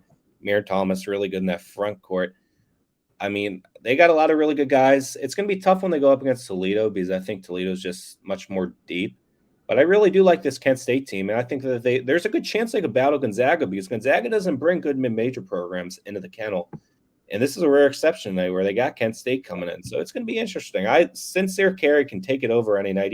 He constantly drops 20, 30, 40 points a game. So, I mean, it's tough to bet against that guy. You know what I feel like it's going to happen, which is why because I want to bet Kent State tonight. Gonzaga has made 0 shots the whole season, and I feel like they're just going to do it against Kent State. Tonight. What? They'll score like 120 tonight. I know, and they're going to do it, and it doesn't matter who it's against. It's going to be against a great team or a horrible team, and they're just going to do it against Kent State, and everyone's going to be like, "This Kent State team is nothing." Because I want them to get respect because they deserve it. So, because Gonzaga's made 0 shots, like wide open shots all season. So we'll move on to Toledo, another really fun team. The addition of Tyler Cochran from NIU is awesome. I feel like there's NIU's had like a few random transfers, or it was Ball State or something. Did he go to Ball State too? I don't know where he went. I barely even know that, to be completely honest. Tyler Cochran, an NIU transfer. He's averaged 12 points a game there last season, and then they returned 3 other double-digit scorers. A team that's going to be fun, another favorite. So what do you think about Toledo? Yeah, I mean, I love that front court. They got a lot of really good guards, but I love that front court, JT Shoemate, Milner Jr. I mean, Shoemate's averaging just under 19 points. Milner's averaging just under 16 points and 8 rebounds. So they have 2 really nice pieces there. I think that's going to be the difference when it comes down to Kent State. They just have the better front court. But Ray J. Dennis has been there a couple years coming over from Boise State. He's a great guard. Dante Maddox, you mentioned Cochran. Even this Lorensen guy in the front court, not related, he's been really good. So I really do like this Toledo team. They fell in hard times in that I believe it was Gulf Coast. They lost to Kansas City in the opener, which was just absolutely insane. I remember walking into Moe's Monday and I was like, what the fuck? But when they lost to East Carolina and they just lost to Mason, I mean, they aren't the worst teams, but you got to win those games. They beat UAB though, they did beat UAB and Philly, which is kind of crazy looking back at that now. But I really do like this Toledo team. They haven't made NCAA tournaments since like 1998. I think this is the year that Todd Kowalczyk does it. He's a great coach. He's consistently has them up there with about 20 wins per season. So sooner or later they'll do it. No Noah Fernandes for UMass tonight. That they play Albany. There's a little nugget. You won't know that because this won't be released by then. But I just checked my phone because you made me like I thought I said like Tyler Cochran wasn't on the team. Like he's a real guy. He averages 9 points a game. I thought, okay. So who's your winner? I'm gonna go with Toledo. Yeah, I'm gonna go with Toledo too. I just think that front court, they got the depth advantage there against Kent State. Okay, a team that I'm going to be fading, probably you might agree with me. It's just a team that I feel like we're going to be able to still get decent lines against because they've been okay the last few seasons, but I don't think they're going to be good at all. That's Buffalo. They lose damn near everyone. They bring in some they bring in some JUCO D2 guys with some upside, but it's not the same. They play a very frantic, high-paced version of basketball, and I don't think that it's going to pan out with this roster they have. It's been working a little bit, but I don't think they're going to be the same team. Who you like? I think that Buffalo's going to get a little better. I mean, they got a lot of these non-D1 They guys. might. I think they'll get a little better. I'm probably going to go with BG, though. They haven't been good the last couple of years, and I think that they're going to continue going a little downward. They just lost to someone horrible, I believe. Let's see. Well, I know they were trailing to Morgan the whole game. They ended up winning by 10, but they were trailing against Morgan that whole game. That's one you can't lose. They lost to Queens. I think Queens is a pretty good team. Yeah, no, maybe Southern Indiana. Like, no, Southern it's whatever. Indiana. Yeah, which is also whatever. I mean, yeah, they were on a 5-game losing streak. It honestly should have been 6. And their 2 wins before that were really close. I think this is going to be one of the worst BG teams in quite some time. Okay, we will move on to the MEAC. Should be a fairly quicker conference. Start with Howard. A team that has had some hope the last few seasons and never really panned out too much. They always have play a decent schedule non-con. Always have a nice noon CBS game against the Georgetown, against the Notre Dame, just to get them on the map. How do you think Howard will fare this season? Yeah, first of all, I mean, I don't know how many coaches are going to be watching this because it's a gambling thing. It means a lot when you send texts, and Kenny Blakeney does it every week to me. He wished me a happy Thanksgiving. He always wishes my family well. So great guy there. He's a Duke man. I hate Duke, but he's a great guy. He's a great guy. They got a really good team. Wasn't really expecting all that much out of them last year. And that Notre Dame game where they had them come in on MLK, they really impressed. I mean, they played close the whole time. They have a lot of those guys returning this year. Steve Settle. I wrote an article on the kid. I don't know why I can't think of him off the top of my head, but he's been great so far. Jordan Wood. Jeez Louise. Jordan Wood. He's been great so far. He's really built up his body. He ran a marathon over the summer, and it's been great for him. But he's not even one of their top 3 leading scorers. I mentioned Steve Settle. They got Hawkins, who returns. They got Jelani Williams, who also returns. Yeah, they brought in a great haul of transfers. I was kind of surprised. It was a pretty big class that they brought in. And you mentioned Elijah Hawkins. He was the MEAC Freshman of the Year last year, I believe, which is always awesome. And he's returning, so he should be a stud. But this roster is fun, but I don't know if it's going to – they're going to be at the top of the league. I don't know if they'll be able to compete with a team we'll mention soon. So anything else on – what did you say? They're the Harvard of the HBCUs. That's the one big advantage they have. They're the Harvard of the HBCUs. They are. Okay, so we'll move on to Norfolk, a team that won a lot of games the past, 2 seasons, and they only lose one member of that team. They return 2 double-digit scorers. It's one of those – they're kind of like a UVA where they don't have, like, a guy, but they have a good team. You know what I'm getting at. And they should just keep the success going this year because they're kind of one of those teams that's in a class of their own in this MEAC. Similar to a Vermont of the past few seasons, similar to like Yale last year. One of those, you know what I'm saying? I think Norfolk is going to have another great season, and I'm sure you do too. Yeah, I mean, you don't see it often in the MEAC where everyone's returning, and literally pretty much everyone's returning. So great job that Robert Jones is doing over there. He's built that into a great program. They do return the MEAC Player of the Year, Joe Bryant Jr. He's been great for a long, long time, and I just see that continuing. I mean, like last year, they had the greatest record in non-conference for MEAC history. They are 5-4 so far, which is just super impressive, and no one's really talking about it because they play all these games. They play all these games. Yeah. And I mean, good teams. Yeah, they battle. It's pretty impressive what they do down there in Norfolk. They battled ODU this weekend. They beat Monmouth. Mentioned that. After they lost to UCLA, I mean, Robert Jones gets on his kids. He sent out a tweet like, we played terrible today. Spartan Nation will bounce back and we'll be better tomorrow. And then they ended up beating Monmouth. So great coach, great roster, great talent across the board. I think NSU's a real deal. NSU's a real deal. Okay, we'll talk about NC Central, a team that came out the gates kind of quick, they kind of got on the map. They look okay to start the season. They returned 2 double-digit scores in Justin Wright and Chris Monroe. Bring on 4 significant transfers. So I think NC Central's got some talent in that roster and will be fairly competitive this year. Yeah, Lavelle Moden's a great coach. He's one of the best coaches in the country. That's his alma mater too. He's done a great job there. Great conversation.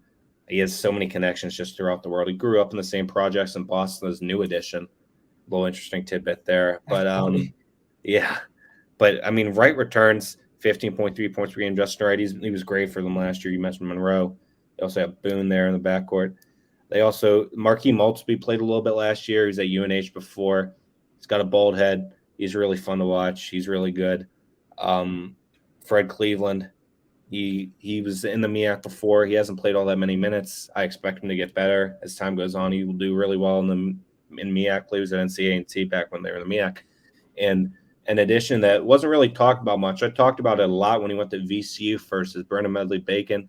He was at Coppin State to begin his career, and he was just a defensive machine over there. You don't see much defense, especially down low in the MEAC. There's a lot of space eaters, like I like to call them. My roommates give me crap for calling them MEAC space eaters, but there are these guys in the league that are just there to be tall.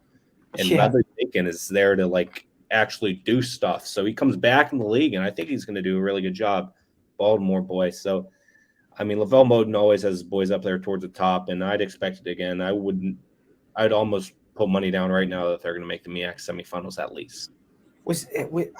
I feel like his name was he at McNeese, or is that a different guy? Yes, he was. Yeah, he was at Coppin, then he went to VCU, and then he was McNeese, and then he's back to the MEAC. That's what I thought. Mm-hmm. Okay, so who's your winner? Is it gonna be NC Central, or is it gonna go with the chalk? None of those. I'm gonna go Coppin, and that might just Coppin's good. Baltimore. Let's go. West Baltimore. No, they got a good roster. Let's talk about Coppin. Yeah, I mean, they're only about 15 minutes away from my house. Can't wait. I actually talked to Sam Sessoms during halftime of the 4 o'clock game yesterday. Kid's been insane. I mean, he started at Binghamton. Yeah, Penn State. He started at Binghamton, averaged about 30 points per game. Then he went to Penn State and averaged about 12 points per game, which is still very good. But he transferred out. It could have probably went anywhere in the country. I don't know why, like, my roommates are giving him crap. He only averaged 12 points per game at Penn State. Well, you know what? He was all Big Ten tournament. Who gives a crap? And now he's at fucking Coppin putting up 24 game winners. Let's go. Game winners every game. Talking crap to the defenders, hitting shots in their face, back in the trenches, as he likes to say, the mid-major level. But you have him, and then you have Nenda Tark, who last year was their buzzer-beating guy. He had about 4 or 5 of those in the regular season. His brother before him was great. And that's one of my favorite backcourts in the country. Those two are just absolutely insane. And Cam Blue, Justin Steers, they're back. They're there to back them up. Justin Winston comes over from St. Bonaventure, really big in that front court. I just think with a player like Sam Sessoms, it's going to be tough to defend. Player of the year. He'll probably be the player of the year. I think he's going to be player of the year, and I think he's going to dominate the league. Coppin made the championship of the MEAC last year as the 7th seed, the year before they won the regular season title. Juan Dixon might get some slack, especially from me. But, I mean, I think that he's been growing this program, and he's at the level now where guards want to come play for him, like a high-level guy like Sam Sessoms, because they know that he was a great guard. He won a national championship, and he went to the NBA and played. So I think Coppin. I love my Eagles. Yeah, and they're a good team. That loss to UMBC was a bit. Yeah, I was not expecting that at all, and then they bounced back and beat Loyola. Like UMBC had a ridiculous shooting night. That was kind of fluky. I'll let them slide, but that turned my head as well. Okay, my fade is going to be probably one of the worst teams in the country, bottom 5. So are you with me on that? Is that Delaware State? Del State? Yeah, probably, but I just feel like the Lions will be humongous. They're going to be stupid. Yeah. Once they returned nothing. They returned nothing. They were bad. Yeah. That much. And I mean, they battled Villanova somehow. I don't know how that happened. That was a fluke. They have no resources there. Just it sucks. It's over. Yeah. I mean, they're one of the 2 programs in the state. So I don't know. I'd say maybe like I'm gonna go Tell State. I don't wanna say anything else. Okay, all right. We'll move on to the. We did our winners. We'll move on to the MVC. Always a fun conference. One of my favorite. We'll start with Bradley. A team that's already been up and down to start the season. Injuries have been rattling them, and it's like who's at Bradley today, who's not. It's kind of been like that. Last year too? They've been just dealing with a whole bunch of stuff. Duke Dean's there from Troy. He's been doing all right to start the season. Lose their leading scorer, but they returned 9 scholarship guys. So I think Bradley has a good roster, and they will be competitive. Yeah, I've been really impressed those first 2 games in conference play. I mean, that defense kept Missouri State absolutely quiet on Saturday. I want to say they held them to 40 points. I think they have one of the best backcourts in the country with Rick Mask and Leon's over there. He's always a Levy. He's from Netherlands. And then they also have Jay Sean Henry, who is a little stretch guy who's been great so far. I mean, all of them are averaging 13 points per game. And then they have 3 guards, including Deuce Dean, who was an all Sun Belt player at Troy, averaging 10 points per game. So, I mean, heading into the season, I thought Bradley was going to be good.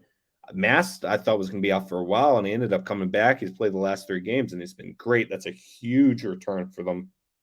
He is the real deal. I really like this Bradley team. They're a lot better than I thought they were. Brian Wardle, always tell this interesting story about him. One of these days we'll get to him.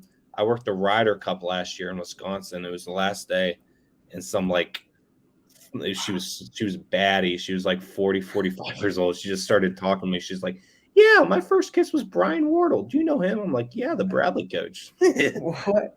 She was his first kiss. How did you swing that? I was just sitting there, and she asked me. No. How did you swing working the Ryder Cup? Oh, the university. That's like you can't just gloss over that. I mean, I go to a world-class university in the University of South Carolina. They offer all this. I could have worked the SEC championship this past weekend, but I wanted to go to the Steelers game. The thing was, like, everyone ended up coming back the night before. I thought we were going to have to work Sunday, so I'm like, I don't want to miss a Steelers game. They're going to be literally in Atlanta, and I go pick up my roommate from a party on Saturday night, and the other one was at the SEC championship. He's sitting on the couch. I'm like, "What are you doing? I thought you were staying." So that kind of broke my heart. You know, I wish I could have worked the SEC championship, but I worked the Ryder Cup. I was stateside security for the Eagles. I worked the International Clubhouse. I was the head security at the President's Cup, the International Clubhouse. I thought I was supposed to work the Super Bowl. I guess I'm not going to do that anymore. As South Carolina offers a lot of stuff. If there's prospective students here, we can work. Like I have connections in the security industry now where I can pretty much work any event that I want to in the country, which I mean, I don't know if I'm about 6'4", like 220. Maybe it's just the size that intimidates people. I don't do it. No one fucks with me. Yeah, I'm intimidated by you right now. But I had a good time when I went to go visit South Carolina. The one street was awesome. Went to all those bars and clubs. Mm-hmm. Good time. I mean, you made the right choice. I think going there over Dayton was a good call. Mm-hmm. Yeah, it was. Definitely. All right. Well, so where were we? Now we're going to talk. We're talking that Bradley went to that. Yeah. So we'll talk about Drake. And yeah, Drake will turn heads to everyone in college basketball, even if you know mid-major hoops or not. Mm-hmm. They returned 5 of their top 7 players of a team that was a fringe top 45, 50 team in the country. And they have some studs. Roman Penn's there for 37th year. Yeah. Garrett Sturridge, DJ Wilkins, Tucker DeVries, probably their best player as a sophomore, son of the coach. Yeah, they're legit. They also have Darnell Brody from Seton Hall guy. He's senior now. I think he's his second, third year there at Drake. They lose Tank and Terrell Murphy, which is a big losses, but their roster's just so damn deep and the great coach. The class of the MVC, they should have no problems being at the top again. Yeah, they just have so many guys. Like you mentioned, a lot of the times when you look at these coaches' sons, it's like, yeah, they're just there for whatever. But Tucker DeVries, he kind of reminds me of Doug McDermott. I was going to say that. Yeah. Yeah. They're both Valley guys. He spent his last year or whatever in the Big East, but I believe he was freshman of the year. I don't think he won player of the year in the league last year, but he won freshman of the year at least. Right now he's averaging 21.3 points per game. 6 rebounds. Mentioned all those other guys. I think they're one of the top 8 teams in the country right now. That Drake team's really good. I was kind of shocked. Indiana State's really surprised me so far this season. I know I did some research We'll get there. We'll in get the there. preseason. I'm like, I'll hold it off until we get to Indiana State. But I was impressed that Drake lost to Indiana State's not bad. Drake beat a good Wyoming team in the Virgin Islands. I like this Drake team. I think that they're going to be really good. And if they continue playing the way that they've been playing, there could be multiple bids in the Missouri Valley once again, which was not expected heading into November.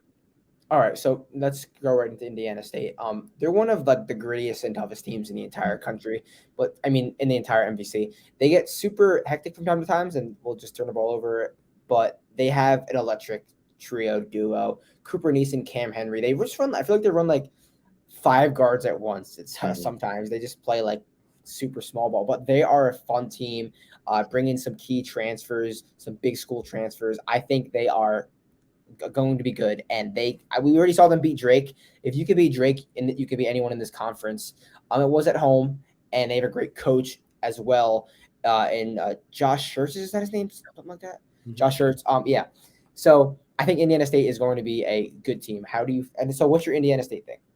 Yeah. So 2 years ago, Greg Lansing got fired, and I was not expecting that. And I'm like, this team's going to be set back for a couple of years. And then they didn't do all that much last year. And then I was thinking the same. And about a week before the season, I did my Missouri Valley preview. I'm like, damn, this team's really good. And they've really shown it so far. I mean, over the weekend, they beat Miami of Ohio by 27. They won that Drake game. Beat Ball State, too. Yeah, they beat Ball State. They beat North Dakota State. They beat ECU. They beat Drexel. I mean, they've been looking really good. Kravasi and McCauley's been insane. He's been one of my favorite players to watch in the country, averaging 17.4 points per game. Cooper Neese has been there for a while, I want to say. I'm really impressed. I mean, Terre Haute they might have a basketball team back there. No Larry Bird. They don't have a Larry Bird, but confirmed do not have Larry Bird on the roster. It's confirmed now. Yeah. So yeah, they're going to be a good team. So watch out for the trees. We will move on to probably my favorite team in the entire country, Southern Illinois. You know. Mm-hmm. You know about them. My favorite player in the country for sure. So I'll just let you take it. So go do the SIU thing. Yeah, I mean, you probably can say more about them. I mean, Marcus DeMask is a great player. He's a great guard. One of those Wisconsin boys who's just come down and he's impressed 17.1 points per game. But, I mean, they lost to SLU. They lost to UNLV. They battled Cal Baptist and got that win. I'm expecting them to be a little bit better. I mean, they went into Oklahoma State. They came from behind and ended up winning there. Honestly, I think that they should be much better than they have been. They're going to be one of those teams up there at the top of the Missouri Valley. I really liked MAAC. I think they're a pretty solid team. The thing that makes me nervous is their front court. I know DeMask is literally a forward, but he's not really a guy who's going to be battling centers, and he'll bring the ball up from time to time too. They're a bit undersized, but with DeMask, Xavier Johnson from Mason, Lance Jones, a guy that could score. Jawan Newton comes in from Evansville, so that's an in-conference transfer. So they have guys that could score. They have, and there's nights that they can score if the pace of play lets them, because they kind of play slow. But they're a team I think that can compete with anyone in this conference, and they're a team that you kind of get good lines on from time to time. So I know they got 9 at SLU. They didn't cover, but they were in it for a majority of the game. They're gonna get probably close to 9 against Drake and maybe even Bradley on the road. So I think this is going to be a team that's going to make you money. So just if you don't know about them, the Salukis, they also have a great coach. So I think they're going to be very competitive in this conference. We will move on to, do we even want to talk about Valpo? Because it's been ugly. Yeah, it's been pretty ugly. I mean, they have Ben Cricket, who's been pretty good. They battled Murray State yesterday, I want to say. Overtime, I think. What's that? Might have been overtime. Yeah, they did go to overtime. Yeah. I mean, Murray State's got a really good roster of all these transfers. Everyone's kind of got to adapt together, but they're 2-0, which is, it's always good when you're 2-0, but they've struggled in these games and they've been really close when they really shouldn't have. But it sucks to see where Valpo is right now. Valpo's just Midwest basketball is great when Valpo's great. And I mean, they just aren't at that spot right now. They've really struggled in the Valley so I far. thought they were going to take bigger leaps last year when Kobe King came over from, I think it was Marquette. He's still Yeah. doing well. I think he's around 15 plus points a game last time I checked. Could be more or less, but I know it's around that number. So I thought he was going to be a better like one man show, and he just really hasn't been. I guess like to lead them to wins, because you could score as many points as you want. If you're not winning, you're not winning. So Valpo started off slower, but they looked okay recently, especially what you said, that Murray game. So they'll be okay. Who do you think is going to win this conference in the end? Is it the Bulldogs of Drake? I'd probably go with Drake. Yeah, I mean, just Tucker DeVries is a great player. I think there's going to be a couple teams up there. You can put Bradley, maybe I even love Indiana that. State snuck in there. But I mean, now he's gone. Like, it gives Bradley that I mean Drake that clearer path. So I think it's their year. I think All right. that's interesting. Who are you fading? I'm gonna go with Evansville. Yeah, I mean, I think the Lions are going to be huge against Evansville. I think I like their coach there. He's an Evansville kid. But yeah, that's a tough roster this year. I'm actually going to fade Mo State. The name blanked me, so I looked it up. Yeah, they lose a lot of guys, including Isaiah Mosley, who's one of the best big men in the country. So he's gone. Yeah, I mean, the whole team went to Northwestern State. Exactly, and now they're tearing it up. They beat Southern Miss yesterday, and they've won about 5 in a row. Really impressive what's going on there in Natchitoches. But yeah, I'd go Mo State right now. Yeah, Mo State for sure. And they'll still be respected throughout the season because they were legit last year. So we will move on to the NEC. Not the best conference in the country. Very bland, boring conference. Obviously, like Bryant was in this last year, right? I feel like so much college basketball is going through my mind during these shows. Sometimes I blink. So Bryant is not the team to just run it over the last like they had the last 2 years. MEAC is a team that we'll start with. They return their 2 leading scorers, including all NEC player Jordan Minor. But like besides that, like it's like whatever. Like they haven't started good. They look pretty bad, and like they're one of the more intriguing rosters, I guess, on paper. So it might be rough for this conference as a whole this year. Don't expect them to win a 20 game. Yeah, it's been horrible. I mean, they've been smoked by everyone. Jordan Minor was hurt at the beginning of the season. He's kind of been a bright spot, about 20 points per game. But yeah, it's been really tough. They've been smoked by everyone. The interesting, MEAC can't make the NCAA tournament. There's about maybe 2 or 3 or 4 teams in this league, so only like 4 or 5 of the teams in the league actually have an NCAA tournament chance, which is just it's going to be crazy come conference tournament time, because if we have like a MEAC against Stonehill in the title, neither of them can make it. If Stonehill I'd be actually offended for the NEC. Like if Stonehill can. Because you look at Stonehill's roster and like their past season results, like it's not like off the charts. So they just come into a Division I conference and win. That'd be really embarrassing. Let's talk about St. Francis, Pennsylvania. They have a kind of an intriguing roster. They return 4 double-digit scorers, only lose 1. I mean, not 4. They also have a very experienced team. They have one of the more experienced team in the country. They have a big man Jersey guy. He can take over in games. But besides that, like the rosters aren't great. So I'd have to just like go with them to be one of the better teams in this conference, but like they're not good. Yeah, they're probably the best team in the conference, just roster-wise and experience-wise. I mean, Cohen, Land, Moore, they battled Ohio State enough on Saturday for an NEC team. I'm not expecting all too much. Rob Krimmel, great guy. He went to St. Francis, so he's an alum there. He's coaching them there. Got to go to an Altoona Curve game with him sometime. Altoona Curve. But I like that roster. I think that they're going to be right up there towards the top. They haven't made the NCAA tournament in about 25 years, I want to say. So, I mean, the Red Flash, it's going to be one of the best seasons for the Red Flash for quite some time. I really like their roster for what it is in the NEC. A lot of people that you could just have a conversation with wouldn't just like chuckle at an Altoona Curve reference, but like I appreciate that because I'm aware. So Sacred Heart. Everyone loves curve baseball.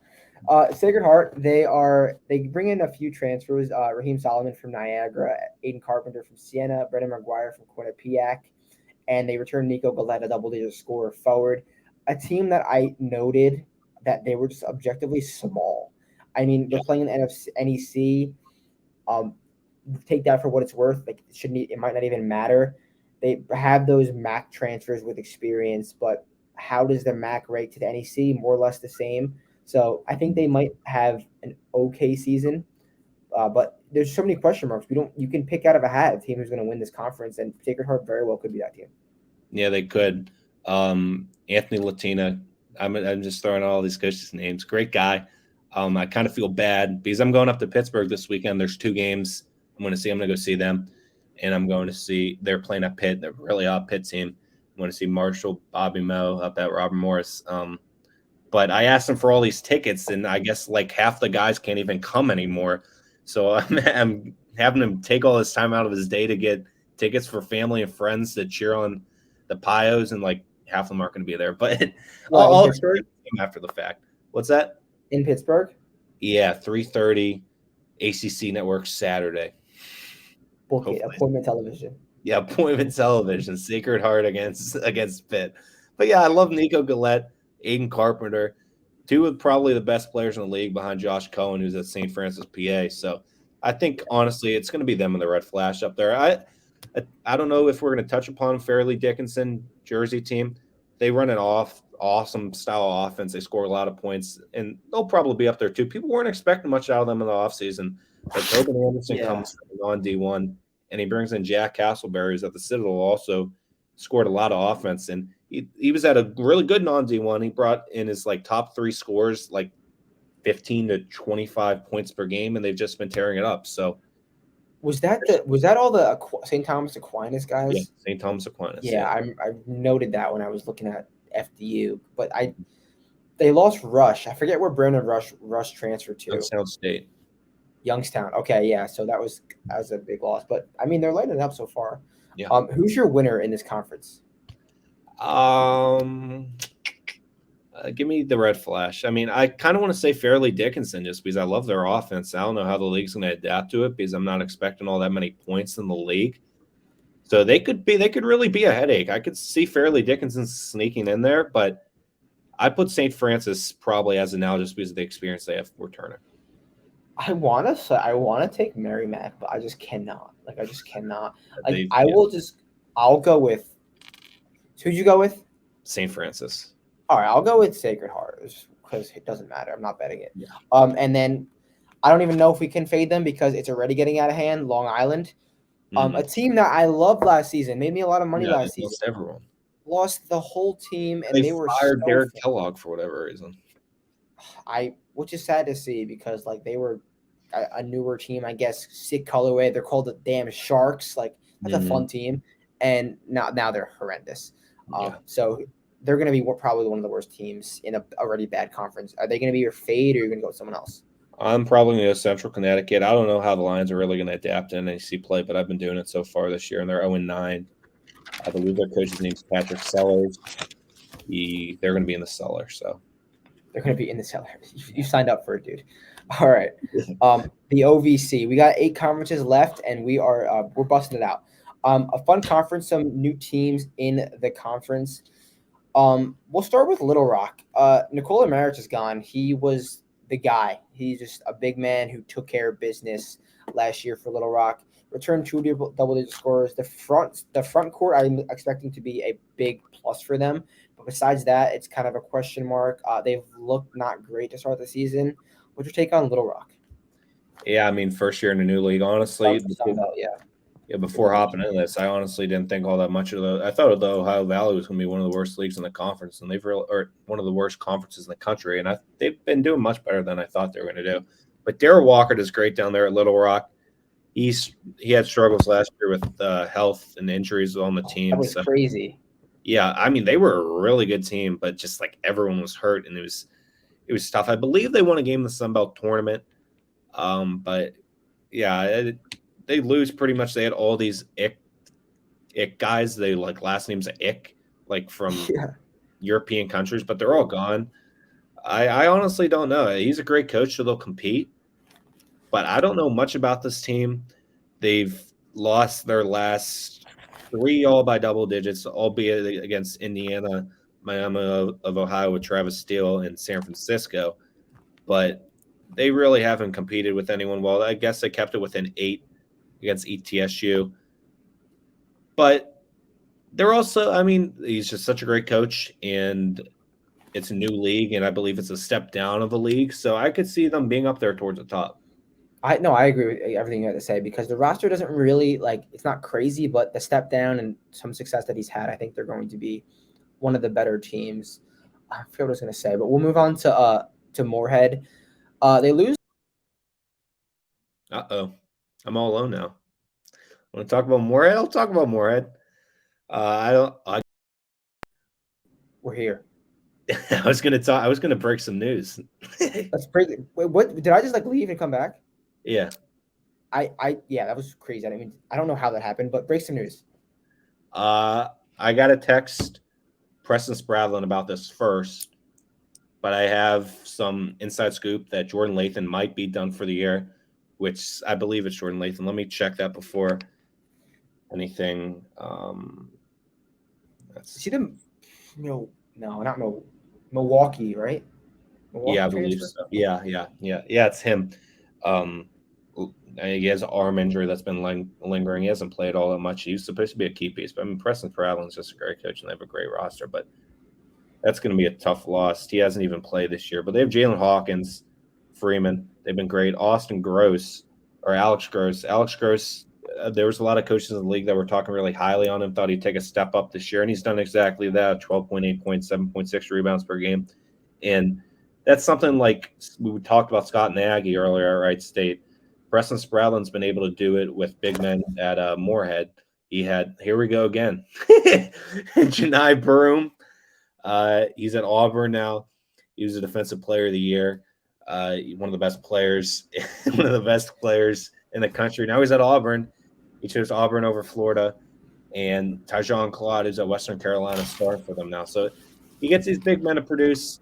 Moorhead's always going to be up there towards the top. They were doing it when Belmont and Murray were in the league. Belmont and Murray no longer in the league, so they're the biggest name left in the league. I think that Moorhead's going to be pretty good once again. I also love their name, Moorhead. I appreciate you taking over that Moorhead thing because, well, that's just a sign. I'm never betting on Moorhead because I just cut out twice during that Moorhead thing. We'll move on to SIUE, a weird team that never is really good, but they returned 3 double-digit scorers and a few transfers on the roster. So I think in this lesser OVC, they're a team that could possibly cause some damage. So what's your take on them? Yeah, they have a nasty backcourt, and I touched upon it earlier this week. They've won 6 straight, so they beat Fairleigh Dickinson. We were just talking about them. I really like them. They went into Longwood, who's a Big South favorite, made the NCAA tournament last year, beat them by 5, beat Kansas City by 10, and then they beat a really good Troy team by 6 over the weekend. So I really like what they have, and Rayshawn Taylor's just starting to get healthy. One of the best guards in the league, for He's one of sure. the best guards in the league, probably one of the best in mid-major basketball, 13 points per game. Miners right behind him, 12.6. They got Wright, 11. His brother Wright, I believe they're brothers, 10.8 in the front court, and Pruitt with 11.7. But this SIUE team, they could be up there towards the top. The 4-digit acronym teams in the OVC might be doing something for the first time in forever because there's no more Belmont or Murray State. Too many of them. All right, we'll move on to TSU, a team that has I love their backcourt. It's fun. It's fun. Marcus Fitzgerald and J.R. Clay. J.R. Clay coming in from 10 Tech, so in-state transfer, in-conference transfer. Always weird to see. Zion Griffin comes in from UIC, and they've looked okay to start the season. They've been a bit competitive. I thought they would give SLU a little bit more, but they couldn't hit a shot. They just objectively could not hit a shot in that game. But they're going to be one of the more competitive. Like I said, in this lesser OVC, where the team's gone, it's a little bit more open. Don't be surprised to see them maybe in the top 3. Yeah, I mean, I wouldn't really go out of my way to watch much OVC basketball, but I would go out of my way to watch Tennessee State because they're backward. The only problem is bone to pick with them. They don't have a score bug on their broadcast. I don't know I can't follow a game if I don't know what the fucking score is. Like, what is this? I mean, but Penny Collins does a great job recruiting over there. They're in Nashville. He has a couple 3, 4, 5-star guys on his team. So that's great. That HBCU movement, love to see it. But Junior Clay coming over from Tennessee Tech, that's a big addition for them. Probably going to be first team all league. I really do like this Tennessee State team. I think it's one of the better ones they've had in quite some time. Agreed. Okay, Tennessee Martin. Go right to the Tennessee team. Fun team. Parker Stewart coming in from Indiana. That's because of his dad, I believe. Yeah, his dad was the head coach there. Then he went to Indiana. His dad passed away, and now with Ryan Ritter there, he's the head coach. He's the head coach, obviously, but Parker Stewart's coming back trying to fill a void that his dad didn't get to fill, taking Tennessee Martin to the NCAA tournament. Pretty cool. So that's a big narrative thing, big vibes there. They also returned KJ Simon, was their best player last year, around 17 points per game. And Jordan Sears comes in from GW, and that's not George Washington, like I said in the first stream. It's Gardner Webb. So they're going to be a fun team, and I'm just going to say it again. The OVC is lesser. This conference is wide open. Any one of these 5 teams that we just listed is viable to win. So let's move on. Who's going to win this conference? Who's your pick? I'd probably go with Moorhead right now just because they're always up there at the top. But like SIUE really wouldn't surprise me. I was really high on UT Martin head in this season. They I know it was the first game of the year and it left a sour taste in my mouth, but they just could not score a bucket against Pitt, and it really let me down. But I hate Pitt. I remember after we talked about Pitt, you said you hate Pitt. I said I love Pitt. I think that was the day that they killed Northwestern, or maybe it was they did. I think it was that day. Yeah, and I remember we talked about playing Northwestern tonight. Mm-hmm. Yeah, I mean, Pitt. Even like a Southern Indiana, I know they can't make the NCAA tournament. I think they're going to sneak in there. They have a really good front court over there. Yeah. But yeah, it's a crapshoot. Okay, I'm going to go with UT Martin. I'm going to stick to your preseason thoughts and my preseason thoughts because we haven't really gotten too far ahead of ourselves yet. So, especially with that narrative thing, I know it's a crazy situation with the Parker Stewart, but stuff like that happens in sports. Like I could just see the broadcast talking about it in the OVC final. So, I'm going to go with UT Martin, and I'm going to fade 10 Tech, a team that you're going to get some big lines against, but they lose 3 double-digit scores. They lose some guys in conference. They bring on one key transfer in Ty Perry, somewhere. Lafayette. Patriot League. I was going to say Patriot League school, Lafayette. But not much experience on that roster. So I just got to go with my gut because I know this stuff. And I was like, Ty Perry, Lafayette, and it was a Patriot League school. So they're a team that I'm going to be fading if we can get a decent line, but we don't know if we're going to be able to because they're pretty bad. Who do you think you're going to fade? Yeah, with that same idea, the lines are going to be humongous, but I think Eastern Illinois is the worst team in the country. They suck. They're so bad. They're terrible. So bad. Yeah, they suck. So ready to move on to the Patriot League? Speaking of the Patriot League. Mm-hmm. Okay, yeah, this is going to be a quick one. We'll talk about Bucknell. They lose one of their best players in Andrew Funk to Penn State, I think. I could be so wrong. Yeah. Penn State. And they return 2 double-digit scorers in Xavier Rice and 8-footer Andre Screen, one of the biggest guys in the country. They have a good roster, and they've looked okay to start the season. They've had a few good wins, a few bad losses. But this league isn't that great, and it may just be enough to win this league. Yeah, I mean, this is a huge year for Nathan Davis. He's kind of really struggled after having a great first couple of years there. But, Xander Rice, we mentioned King Rice earlier, the Monmouth head coach. That's his son. Yes. 18 points per game, really good. I just happened to see them live twice last year at Navy. And Andre Screen is just a brick house down there. I might have said Xavier Rice, to be honest, but it's Xander. It's Xander. Yeah. They also have Timmerman down there. So they have 2 centers who are just absolute brick houses, and it's going to be tough to score past them. I don't know if they're going to be top 2 in the league with Navy and Colgate. I think that's a pretty set 1-2, but I think that Bucknell could slide in there and host a game in the Patriot League tournament. Yeah, they have a decent enough roster to get into that situation. Let's talk about Colgate. They've been the class of the Patriot the last few seasons. They lose Nelly Cummings and Jack Ferguson. Nelly Cummings obviously is a guy who has just led them to everything the past 2 seasons. Now he's at Pitt. So how do you think Colgate will fare losing that? I love their front court. They have some experience there, but besides that, we're not really sure what we're getting. Yeah, I mean, Matt Langle is probably one of the best coaches in the country. Colgate I've heard it's the most difficult D1 school to get to in the country, which I don't really know much about that. I know they're in Hamilton, New York, and I think that getting to anywhere in New York is pretty easy. Maybe it's just the East Coast bias. I am going out to Vermillion, South Dakota next month, and I know that's going to be an absolute hassle. For what? Their coach is flying me out to go cover them play South Dakota State. Pretty cool. That's awesome, dude. Good It's for you. awesome. I can't wait. I appreciate it. But yeah, he just consistently brings in this talent, and they score and they put up a lot of points, and they got a great offense, and they own the Patriot League. And I think it's going to happen again. Tucker Richardson's still there. Ryan Moffitt's still there. Keegan Records is still there. Woodward's still there. Not doing as much as he's done in the past in the front court, but I mean, Colgate, you can't bet against Colgate, especially in the Patriot League. They're just Matt Langle. He could have went to LaSalle, and he's like, yeah, I don't want to go to LaSalle, so he stayed at Colgate. All right, and we don't have Navy on our outline, but we'll definitely mention them after we do Army. Actually, yeah, we'll mention them after we do Army. Army is not much really to write about. It's the Jalen Rucker show. He's the guy who's gonna get a majority of the touches, get a majority of the points, do a lot of the scoring. But the rest of the squad is a bit fringe. They have talent to win games in this league, but the rest of the squad is not really too confident on.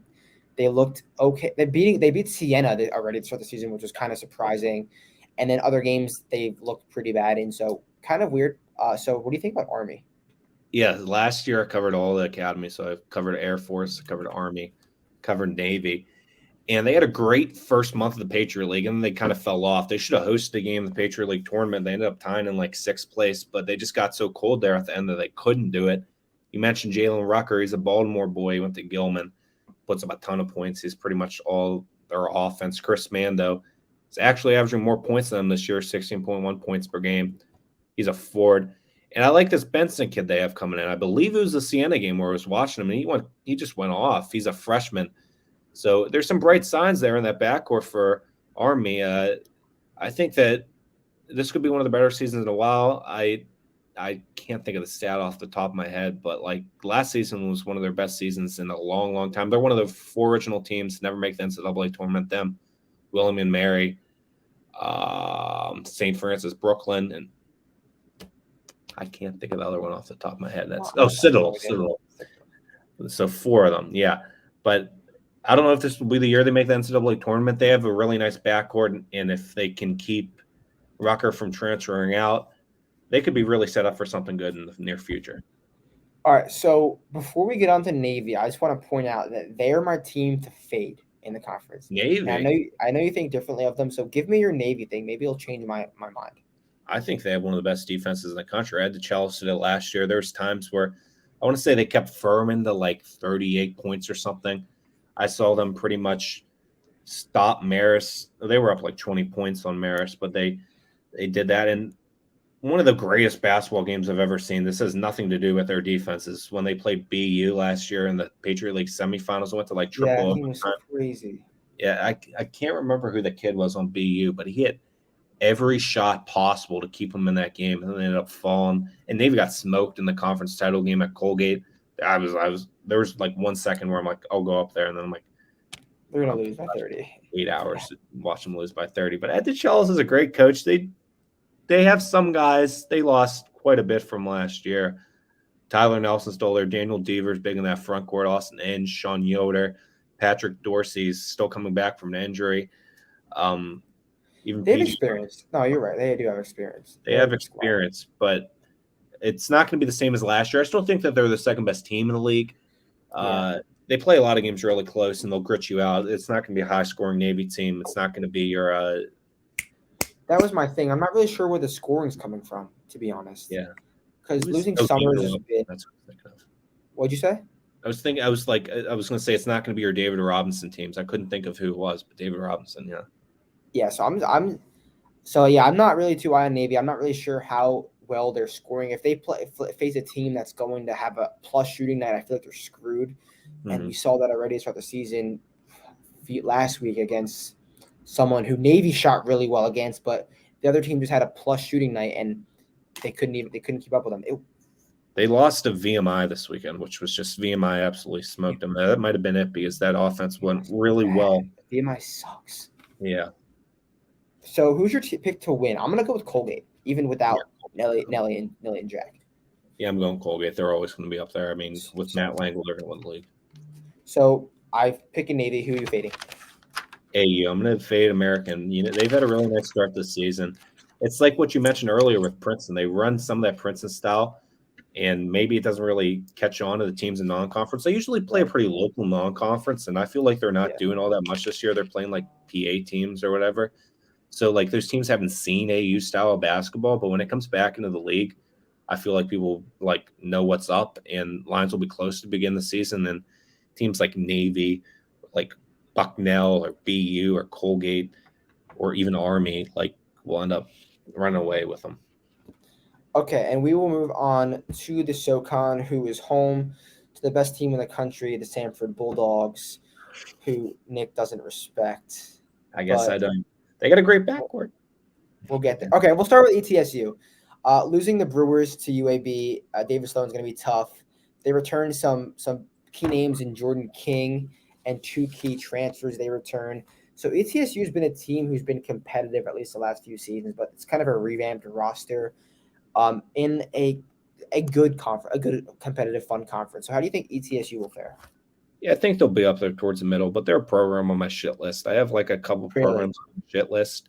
They had Steve Forbes there. He did great. Next year, they had elevated an assistant to be their head coach. And I've been to Johnson City before. I mean, like I really didn't expect all that much out of them, but there's I want to say it was some kind of car dealership, big booster.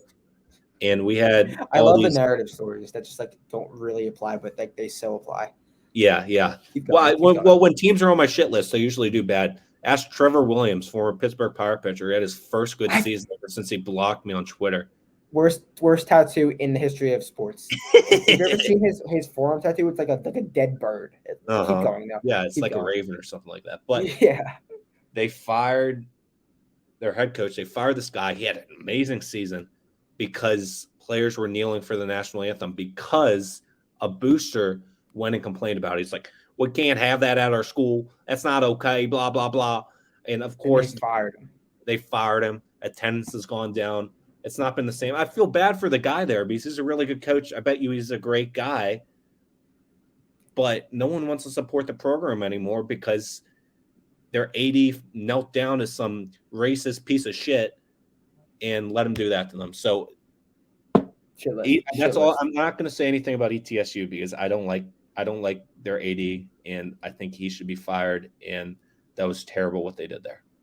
Okay, let's transition to the Furman Paladins, a team that has a stud, Mike Bothwell stud, already showing it in the national level early in the season.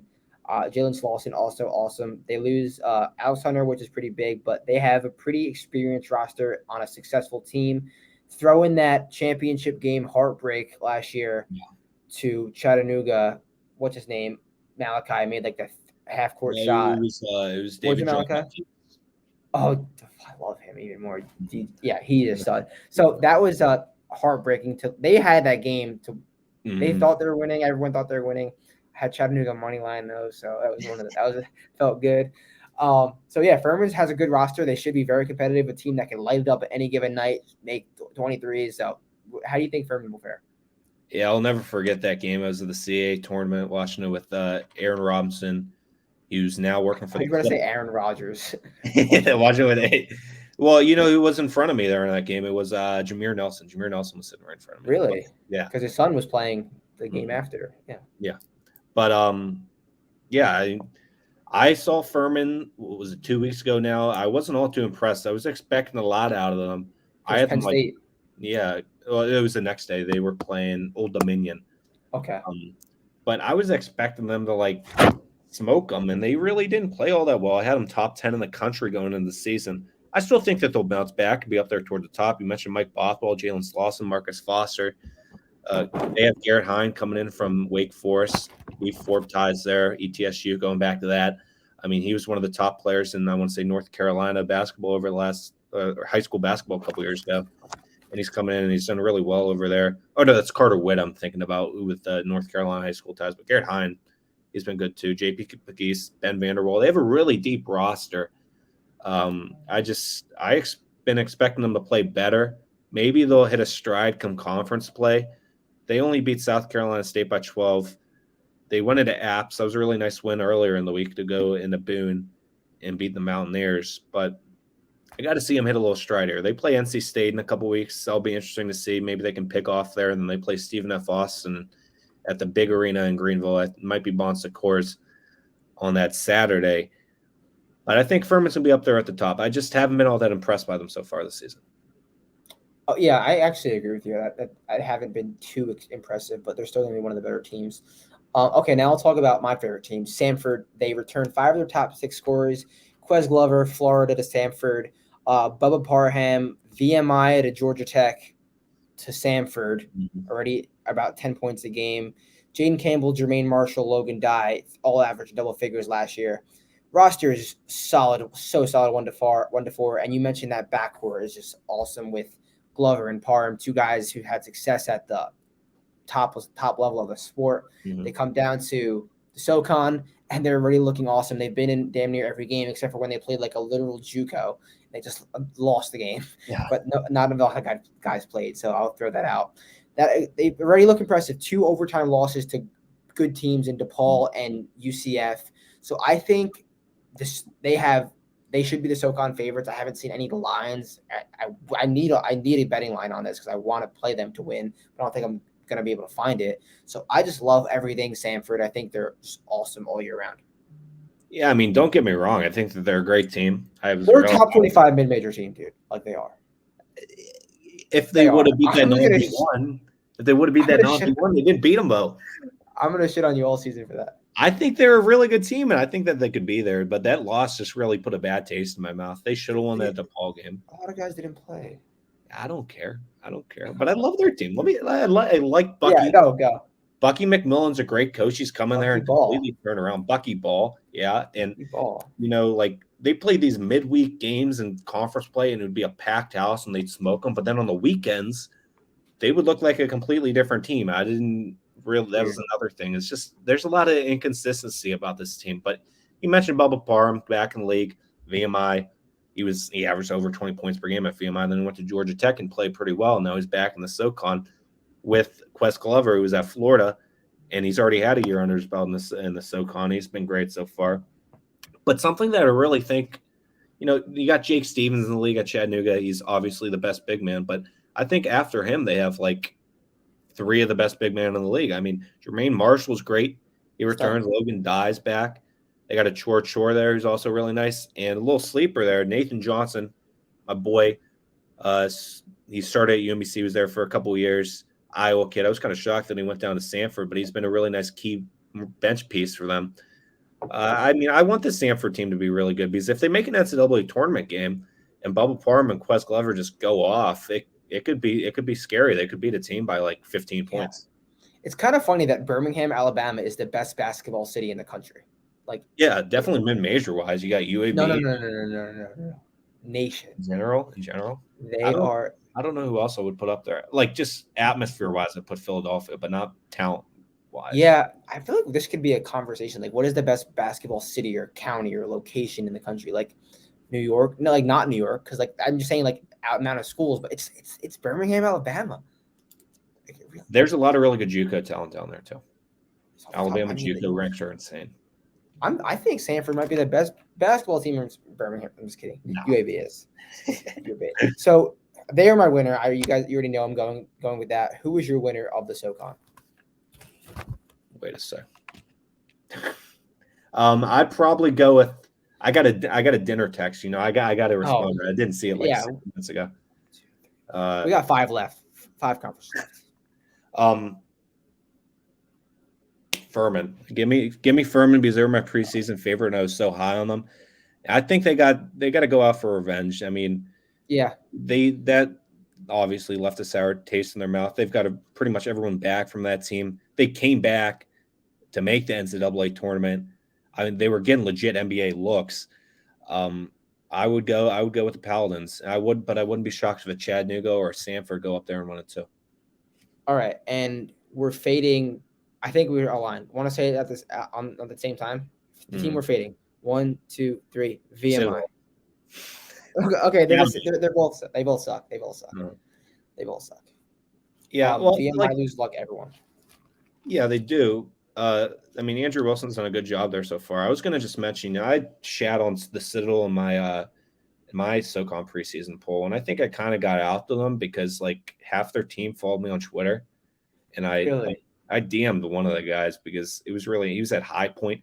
He's related to John Harbaugh or Jim Harbaugh, or that's just the Harbaughs in general. It was like really weird. That'd be weird if he was related to one and not the other, because like they're all Yeah. his brothers. But yeah, I was sitting there at the Big South tournament, and someone like someone tapped me on the shoulder. They're like, "There's Jim Harbaugh." I'm like, what the hell? What? Jim Harbaugh's walking around during those like High Point Campbell or something, like super weird. But they've been playing much better than I thought they were this year, so maybe they'll get a little bit of respect. Ed Conroy's been there before. His cousin's a legend, wrote one of the greatest sporting books ever. But I mean, I honestly think I'm not high on either of those academies. I guess if you can call them an academy, whatever that I know you're is. getting that. Yeah, I just can't. Citadel always has a special place in my heart because they would win games as 12-point underdogs the past 2 seasons regularly. Obviously, Hayden Brown's gone, and he looks bad at South Carolina. Like, he's our second best player, though. That's the thing. I know. And what we talked about South Carolina already, but like I want them to be better, and they should be better. But it's a slow building process. The NCAA tournament when I'm here sucks. Yeah. Okay. The Southland. 4 teams to talk about. McNeese. I was more high on them to start the season. They lose 5 rotation guys. I mean, but no one knew 2 significant return 2 double-digit scorers, and they add Ty McMillan from Georgia, 4 other transfers from experience. But they don't look good to start the season. So, is it gonna buck up in conference play? It might because they got some talent, but I don't know. Yeah, I think they have a really talented roster. Zach Scott, Trey English, Christian Shoemate. John Aiken, he's a Mainer, their head coach. I keep just tying it back to these head coaches, like these narrative stories. I mean, absolutely nothing. No, they matter. No, they matter. Keep going. I'm pretty sure last year, like everyone on his roster I tweeted about, like he had to just be he follows me on Twitter. He had to just like be using my advice for his team. They honestly didn't do too well, but it was cool to see it. So I think maybe they'll get a little bit better. They do have the talent to be like one of the top teams in the league. And another completely stupid narrative, but it's bugging me because whenever we go through these teams, I just go to the standings. For some reason, they're at the top of the standings at 2 and 6, and they're not even like they're like second to worst team in the league right now. But I think McNeese will get better. They have a lot of backcourt talent. Yeah. Okay. Nichols, head coach thing. I think Claunch is going to be a big hire in the next 2-3 years. He's done a great job. Does great in the portal. It does great on both sides of the basketball. They lose their 2 guys they lose Ty Gordon, who is a stud. Yeah. But they still have a very talented roster, probably the most talented roster in this conference. So do you see Nichols like running the table being the top team? I don't see them running the table, but like you mentioned, Austin Claunch, he's been like a top name for a little while as a head coach. So one of these years he'll pop up sooner than later. Yeah, but I mean, like I like Latrell Jones up there at the top, 15.1 points per game, 5.6 rebounds. They always battle. They'll always battle you in the end. Yeah. Yeah, in the non-conference. Doesn't matter. Like regardless, they put up 75 points against Arizona, which is impressive because Arizona is the first night of the season, something like that. Yeah, and then they went to Wyoming and they battled them pretty well. Battled BYU. They beat San Diego, who's a pretty good team. We talked about them last week. Steve Lavin over there, but I think they'll be up there at the top. Austin Claunch is a great coach. He always does this thing with his guards. Nichols has been a good program over this last couple of years. Yeah, for sure. Different look this year, but they still have enough talent to be successful to get to the tournament. So Tamu Commerce, they returned 5 players from last year at the D2 ranks. But they lose their 3 leading scorers. I mentioned them because if you look at their last few season results, which I did, they had a few interesting results against Division I teams. And I was like, how are they going to look? Because I didn't really know what to make. They look okay. They won at Hawaii, or I think it was at Hawaii. It was at Hawaii. They beat Air Force A to start their season. Mm-hmm. And so, like, that's coming up from the D2 levels. Like, they're going to play with a chip on their shoulder. I'm very interested to see how they perform in the Southland because it could be good. And so I don't really know too much about the intricacies of the roster, but it was more question marks, and I just wanted to get your thoughts on them. Yeah, I think that they're going to be pretty good. I think they're going to be up there at the top. Another narrative story. Here we go again. DeMarcus Demonia, their leading scorer, a couple years ago, It had to be like 2 a.m. I'm just sitting scrolling through YouTube, and for some reason, it's highlight film. I don't watch basketball highlight films. I watch a lot of basketball, but I won't watch basketball highlight films. It popped up. I watched Allegheny Community College of Maryland, and I'm like, holy shit, this kid's good. I guess he started at Central Michigan. He didn't play there. He transferred to Allegheny Community College. So I DM, Maryland? yeah, all the way out there west. It's in Cumberland. Yeah. John Kruk went there. The Philly. Are you a Phillies fan? No, but I know who John Kruk is. I mean, of course he went there. Who doesn't know that? Yeah, he went. John Kruk went there, and Joe Beimel, another Who pitcher. doesn't know that? They said Joe Biden. Joe Biden. Yeah, Joe Biden. But I was watching it, and I sent it to like the JUCO advocate guy on YouTube. I'm like, we should get this guy's name out. I sent him to UMBC guys too. They didn't do anything about him. But I'm like, I think this kid's really good. And then I saw there was at Texas A&M Commerce coming into the year, and he's just been tearing it up. I mean, he had a super impressive dunk against Air Force. I believe he was the leading scorer against Hawaii. He leads the team in scoring, and he's a key difference maker. I think he could be one of the best in the league. Texas A&M Commerce is going to be up there towards the top. They're going to be up there with the other Texas A&M UC, with Texas A&M Corpus Christi. I think the names look so familiar. Look so similar on paper. Yeah, I think they're legit. Yeah, it's not many people we're probably like in the top like a 5% of people that can just differentiate Commerce and Corpus Christi like in the betting line. It's like, okay, like this makes sense. This makes sense. So we'll move on. What? Yeah, extra C. We'll move on to Corpus Christi. They made the tournament last year in their coach's first season, and they returned a good 90% of their roster from last season. They returned 2 all-conference players in Isaac Moschilla and Travion Tennyson. Another team like I said with Virginia, like I said with someone else, there's no stud, but they play team basketball, and they are very aggressive and defensively and could just win games based off that. And they proved to do it in a tournament setting last year. Yeah, I believe they won their first 4 game. I mean, yeah, they returned pretty much everyone from an NCAA tournament team last year. And so what's not to like? Yeah, exactly. They battled Minnesota and Notre Dame. I had to look up those teams. I didn't really remember off the top of my head, but they battled Notre Dame and Minnesota. It was both single-digit games. It was close throughout. Yeah, and they return everyone. I think they're going to be right up there. They should be the preseason favorite. They've been looking good so far. They're 4-4. I really do like what Texas A&M Corpus Christi has. Beautiful campus. It's pretty much an island, their campus. Yeah. It's they're in a good spot right now. All right, I'm going to go with Nichols to win this conference. Are you going to go with CC? Yeah, I'm going with Corpus Christi. I think it just Clonch is going to happen. I feel like he's been so close the last 2 years. Yeah. Going to get there. All right, and then I'm not sure how much you can fade them, but Lamar is going to be really bad. Really bad. They were 2-27 last year. They literally lose everyone. And they add just JUCO guys with little to no experience. So make what you want of that. Maybe there's nowhere to go but up, but they're going to be bad. Yeah, this is one of the toughest leagues to preview just because there's so many JUCO guys, and they were terrible last year, and they're just bringing in all these JUCO guys. So I think Lamar's probably going to be my fade. I didn't realize, Houston Christian lost their best player. He died over the offseason. Yeah, they were going to be really good. He was really good, and they were 362 out of 363 teams, I want to say, in net today. So I didn't really expect that out of them. Yeah, that's interesting. I think they're going to be a little bit better. I like what they have going on there. I don't know their name too. Top league. Yeah, they changed their name from Houston Baptist. I think that they're going to be a little sneaky team in the league. Not up there top 3, but all right. We will move to the SWAC, and we'll start with Bethune-Cookman, a team that has nowhere really to go but up. They weren't horrendous in conference last year. They weren't good though. They only lose just one player. They returned 3 double-digit scorers, including Zion Harmon, a former 5-star recruit. I was at the game, my senior year of high school at Seton Hall. They were trying to pull to get him so bad. It was like we want Zion Harmon signs everywhere. Like, he chose Western Kentucky, didn't really pan out, and who knows what they're going to get with him now, but he's a talent, probably one of the most talented players in that league.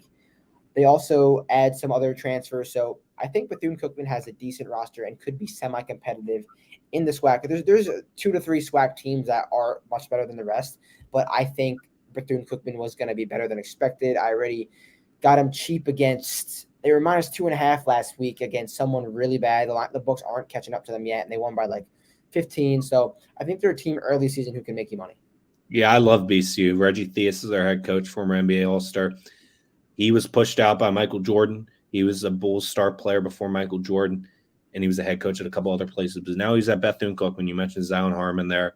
He was at Western Kentucky all the way up until like August, and he went over the Bethune. He's been great so far, 13 points per game. But someone that I'm kind of shocked he's only averaging 9 points per game, Joe French.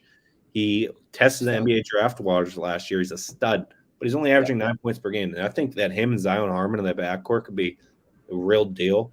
That's also a really difficult place to play. It's Great like area, a cage. Daytona Beach. Yeah, Daytona Beach. It's like a cage. It's a really tough place to play.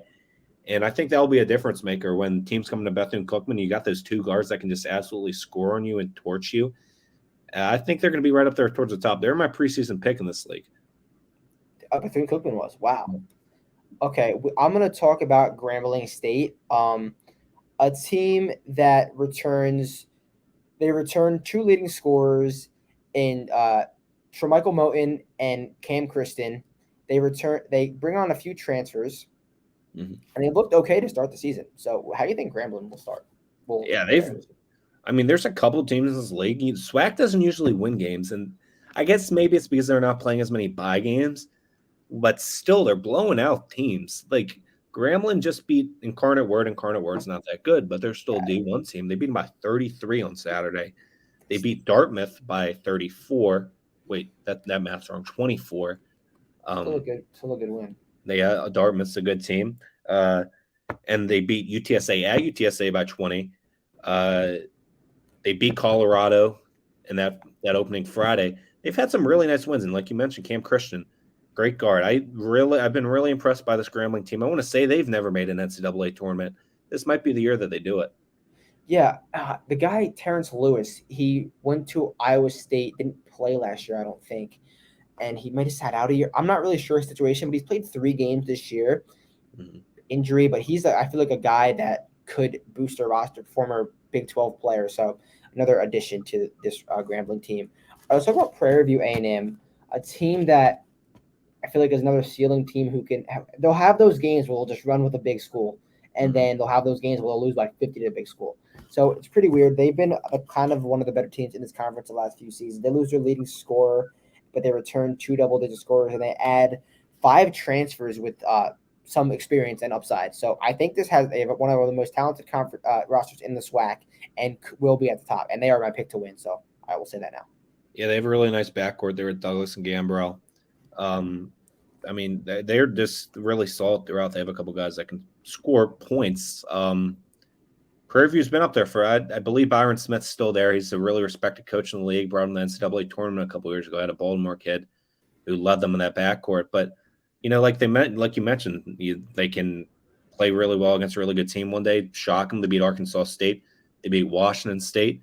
And then just struggle. They haven't really been blown out so far, which is impressive. They haven't lost.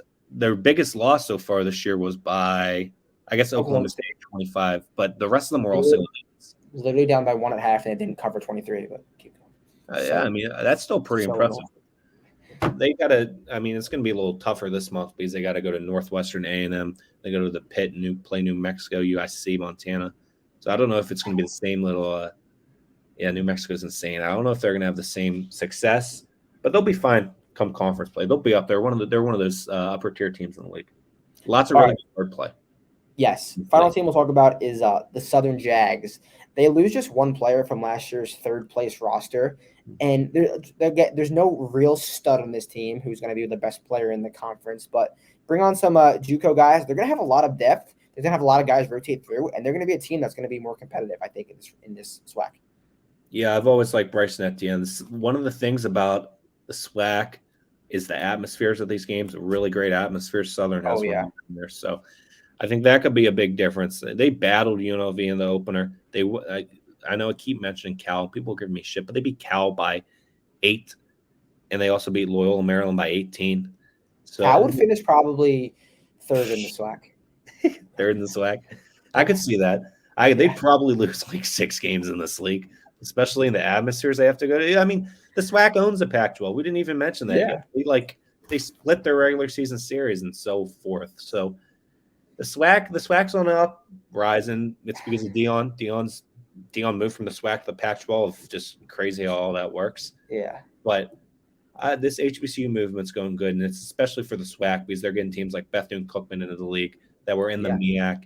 MEAC's kind of getting dying out, tight over there and dimming out, and the SWAC's just growing, and it's becoming the premier HBCU league in the country. So I told you I'm going with Prairie View. Who are you picking to win this conference? I'm gonna keep it with Bethune-Cookman. Joe French and could really tear it up in the tournament. And one of the worst teams in the country is Florida A&M. It's tough to see, but they lose their 5 leading scorers. Their highest point per games back is 8 full JUCO guys in the roster. It's not going to be good, and this might be another team that you're going to get big lines with. Maybe early season SWAC you can fade them, but down the road I think they're going to be getting 15 to 20 even against this other SWAC opponent. So who you going to fade? I'll probably do the same because they had MJ Randolph last year, scored a lot of points, and they were respectable. But yeah, so it's gonna be close to the beginning. The interesting tidbit here is they play Louisville, and they're a higher net ranking than Louisville. So if Louisville wins, when is that game? Let's see. It is the 17th. That loaded day of basketball. We got FAMU. Oh yeah, that's the day. That's the best game. It's literally gonna be Louisville minus 7.5. That's gonna be the line. Which is just insane. FAMU also was the last team to put out a schedule this year in the country. It took them 3 days before tip-off to put out a schedule, which is just so on brand. That is so on brand. Where is that school? I don't. It is in Tallahassee. Oh, it's up there. I thought it was gonna be. I'm moving to West Palm Beach, so. Whoa, damn! Yeah, very, very excited. It's a really good deal. Yeah. So if you're ever down there, I'll be by Miami. I'll be down there. So I got you. Know. All right. 3 conferences left. Summit League. Fun conference. We'll start with Denver, a very, very fun roster. They lose a few key guys, but they return some good guys, and they bring in 3 very talented transfers. Tyree Corbett comes in from Coppin. I know Coppin is your school. And they got a solid 1 to 5. I think they're going to be very competitive. They already have started off pretty good with some big wins. Not big wins, but good wins for them. Yeah. So how do you think they'll fare? I mean, Jeff Wilburn's done a great job over there. He really hit that transfer portal hard this year. Big time. I think it was one of the best mid-major transfer cycles out of anyone. And they've started 8-1. Really impressive. They just beat Commerce. We were just talking about them. Good team by 9. They went down to New Orleans and swept the IUPUI Citadel. New Orleans, I know those teams aren't that great. They really haven't challenged themselves so far. That's the only thing. This happened last year with them, where they had a really strong non-conference, and then they kind of hit a collision course with a team who had an easy non-conference and did really well as well in Western Illinois. So it's going to be interesting to see how they fare up against UCLA this weekend. I think that's going to be a real test there. And then they play Oregon State in a couple of weeks. I don't know if they'll be up there top 4 of the league. Because, the Dakotas, South Dakota State, South Dakota, North Dakota State, and Oral Roberts. I think they're pretty much set at 4 at the top 4 at this point. But, I mean, I love Tyree Corbett. I love Brunner. I love Kasunas, who comes over from Stanford, I want to say. And Marco Lukic's good, too. So they have guys over there. I think it's a program that keeps getting better and better. So against teams like maybe a Kansas City, I would definitely take the Pios. So we'll move on to Oral Roberts. They lose 0 guys from last year's roster, and they're bringing some key guys who are already panning out. Connor Vanover from Arkansas he's a casual 7'5". Yeah, and just that'll help at the mid-major level. Will help anywhere, and he's already doing well. And I think they learned a lot, and I think their coach earned a lot. Paul Mills from last season after they lost those 2 key players to bigger schools, and it was okay, we still have Max Amos. We can win with him. They did. They won games, but they weren't as good as they were the year before. So he went out and got some key pieces in the transfer portal and maybe takes them to the next level. So obviously, I'm not what am I going to say? Max Amos, yeah, he's amazing. He's one of the most electric players in the country. 30 points on any given night. So he's awesome, obviously. And then those key pieces, I think, is going to boost Oral to the top this year. I think they're my winner that I'm going to say right now. They're my winner. What do you like about Oral? And you probably like them too. Yeah, something has to be up with Max Asmus because he just hasn't been the same. It feels like these He had a last. good game last game. Tulsa. Yeah, they played Tulsa. He had a buzzer beater at the end of the first half. I know that. But Yeah, 17 and a half points per game. It's like last season it it's seemed like crazy. which is crazy for me saying 17 Downgrade. and a half point per game is like a downgrade because he was like the leading scorer in the country that year. They made the run into the Sweet 16. Yeah. Or was it the lead? It was Sweet 16. Yeah, Sweet 16. But Yeah. by the way, I bet on them to beat Ohio State in that game. That was electric. They won by in overtime. But Me and that's from MJ. If you're watching this, MJ, that's like our favorite bet of all time. We had the money line and spread. Electric. Watching it right here, just all time. it's so much fun. I remember we went to Buffalo Wild Wings. Buffalo Wild Wings. But yeah, it's like a downgrade. It felt like the first half he'd really struggle, and in the second half he'd kind of pick it up a little bit for like 5 minutes, and then whatever. But if he starts picking that stride up again that he had freshman year, it's going to be awesome, especially with Connor Vanover, because you got a guard there in Asmus, and you got Vanover who's about 7'5" on the front court. So Vanover should be able to get those rebounds, bring it back out them, and score those points. So that's the ultimate goal there. They play Liberty next week. That's going to be really fun. Max Asmus against Darius McGee, high scoring guard matchup. It's going to be a fun one. It's going to be so fun. I don't know if Oral Roberts, I know they're the preseason favorites. I don't think at this point I'm not all too impressed. I still think that they're a top 3 team in the league, but I like them. I don't love them. Okay, South Dakota, the Coyotes, a team that I really, really liked early in the season, and they haven't been doing as well as I thought. They haven't been scoring the basketball. And looking at the roster, they should be scoring a lot more. They return AJ Plitzuit. Is that how you say it? AJ Plitzuit. Yeah, you were almost there. It was pretty good. So, and he hasn't played much. He's been hurt. Yeah. Mm-hmm. And he is the former one of the better players in the conference, and he missed last year, injury. But looking down the roster, they have some guys, and they have some guys that could score in Mason Archibald. They have a transfer from Toledo who hasn't played much in Makai Corsona, something like that. And he's averaging probably, last time I checked, around six points a game.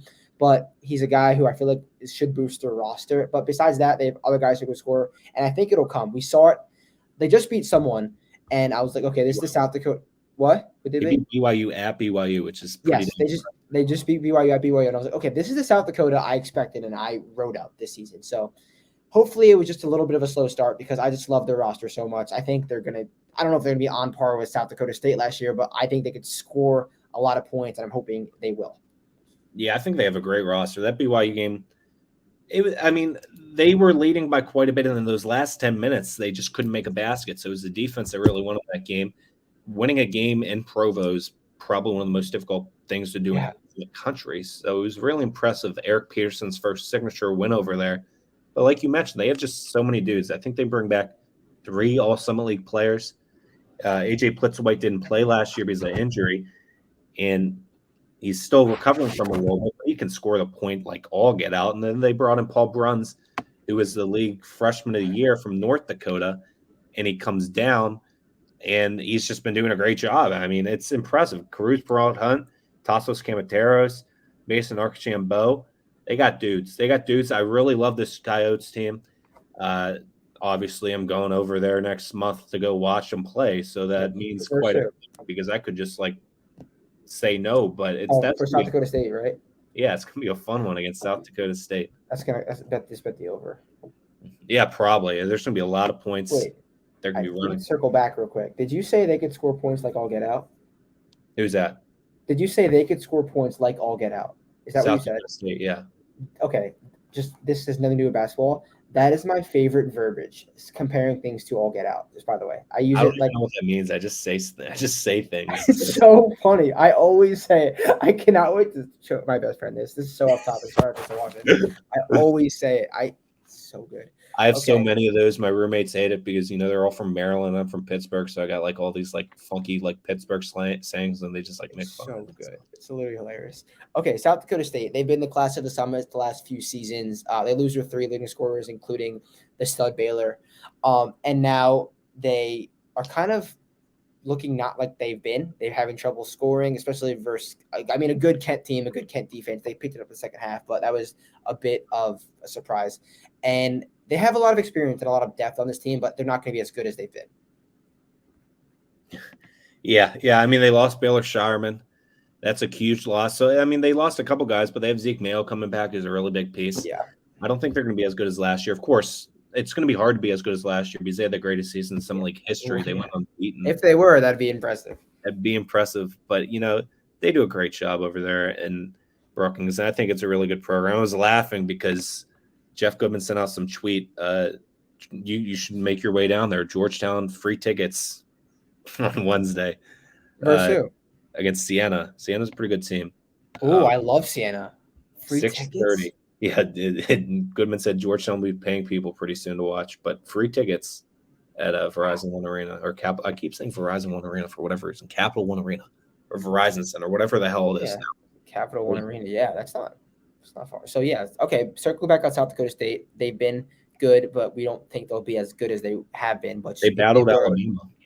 Yes, they did. That was off of that Kent game like the day before or something like that.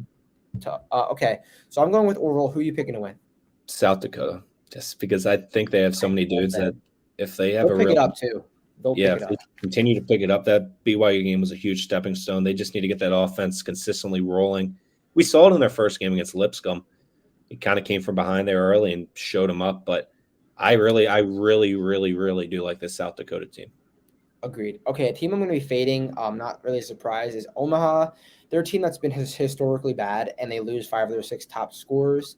But they have been better than I've expected to start the season, I guess, scorebox-wise.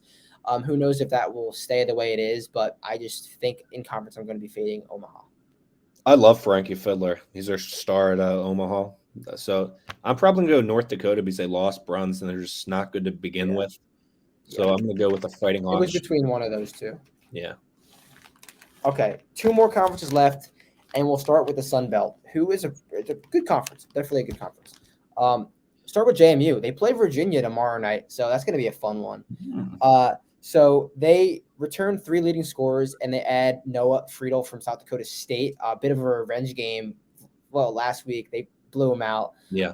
Very, very, very solid roster with some great guards. So I think JMU is the class of the Sun Belt and should be the favorite. Yeah, whenever I talk about JMU, and so I have a little inside joke, I say unbelievable. It's something about like their softball run. But I talked to Mark Byington. Yeah, like it's my one roommate texted one of my friends.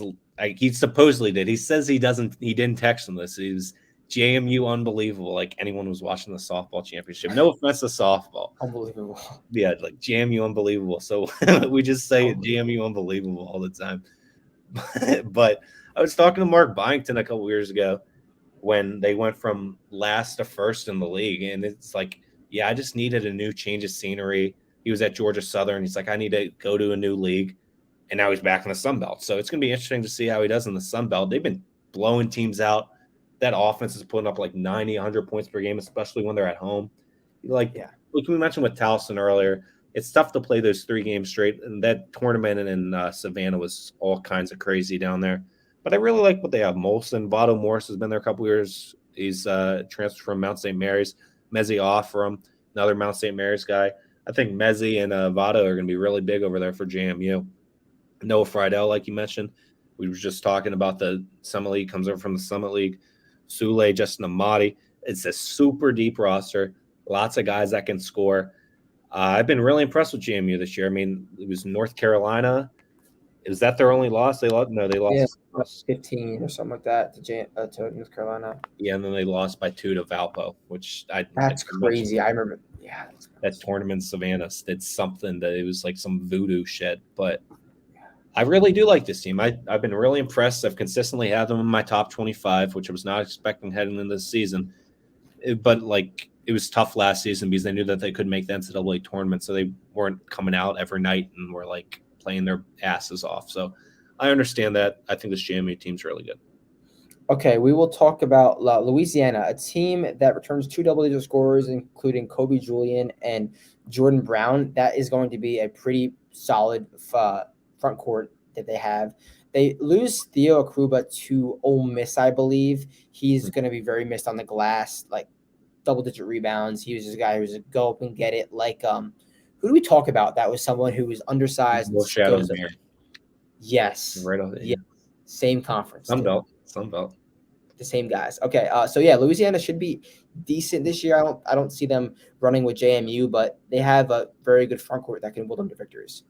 Yeah, you mentioned Jordan Brown. He's great. They're like the complete opposite from JMU. I feel like they're more of a defensive team.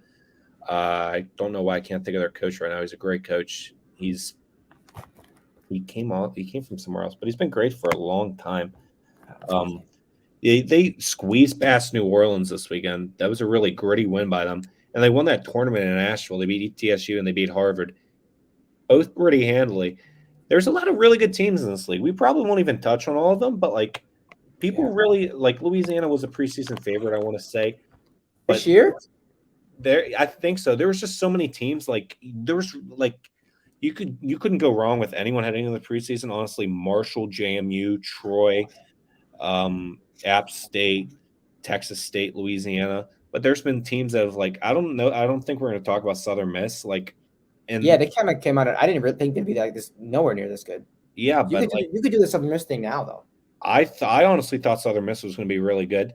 No one else saw that coming because they had these two kids from Mercer come over, and Neftali Alvarez and Felipe Haase, and they've been great for years. Felipe Haase at Mercer averaged about a double. He was a stud. He was at South Carolina before that. And Neftali Alvarez was at I keep wanting to say Neftali Feliz, which I know is not correct because he was a pitcher on the Pirates. But Neftali Alvarez, I know that's his name. His freshman year, he brought Fairfield to the MAAC title game. He's had injury problems. He hasn't really played all that much at Southern Miss because he's still recovering from those injury problems. But they have like Austin Crowley who comes in too for over there. They have a really, really good roster. They lost to Northwestern State on a buzzer beater. They were unbeaten. They were one of the last 16 unbeaten. Northwestern State, look out for them. Look out for them. I don't think we touched on them in the South. Yeah, be really good. They're literally Missouri State of last year.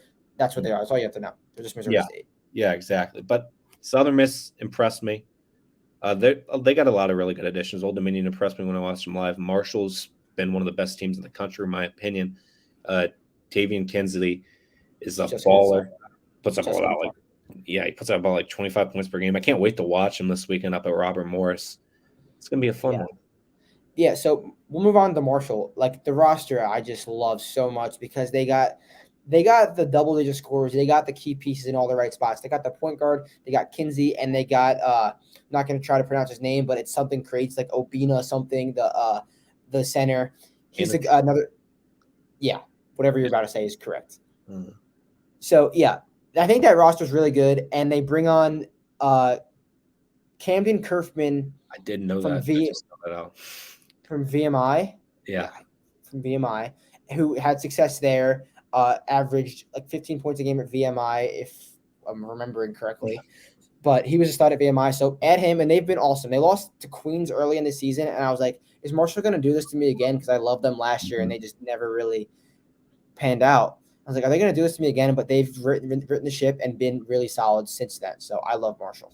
Yeah, ever since that Queens game, which Queens is a really good team. They ran up and down the court. That's like really two of the same styles. D'Antoni, they've smacked every team. They beat Tennessee Tech by 26. They beat Miami of Ohio by 26. They beat Coppin by 19. They beat Chicago State by 12, which is our closest win on this whole 8-game winning streak. They beat Morehead State by 24. They beat Akron by 11. I guess Akron was closer by 1 point than Chicago State. And then they beat Ohio by 14.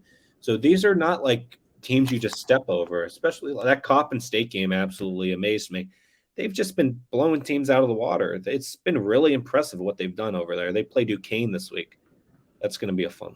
It's going to be a fun one. That's going to be a really fun one. All right, we'll move on to South Alabama.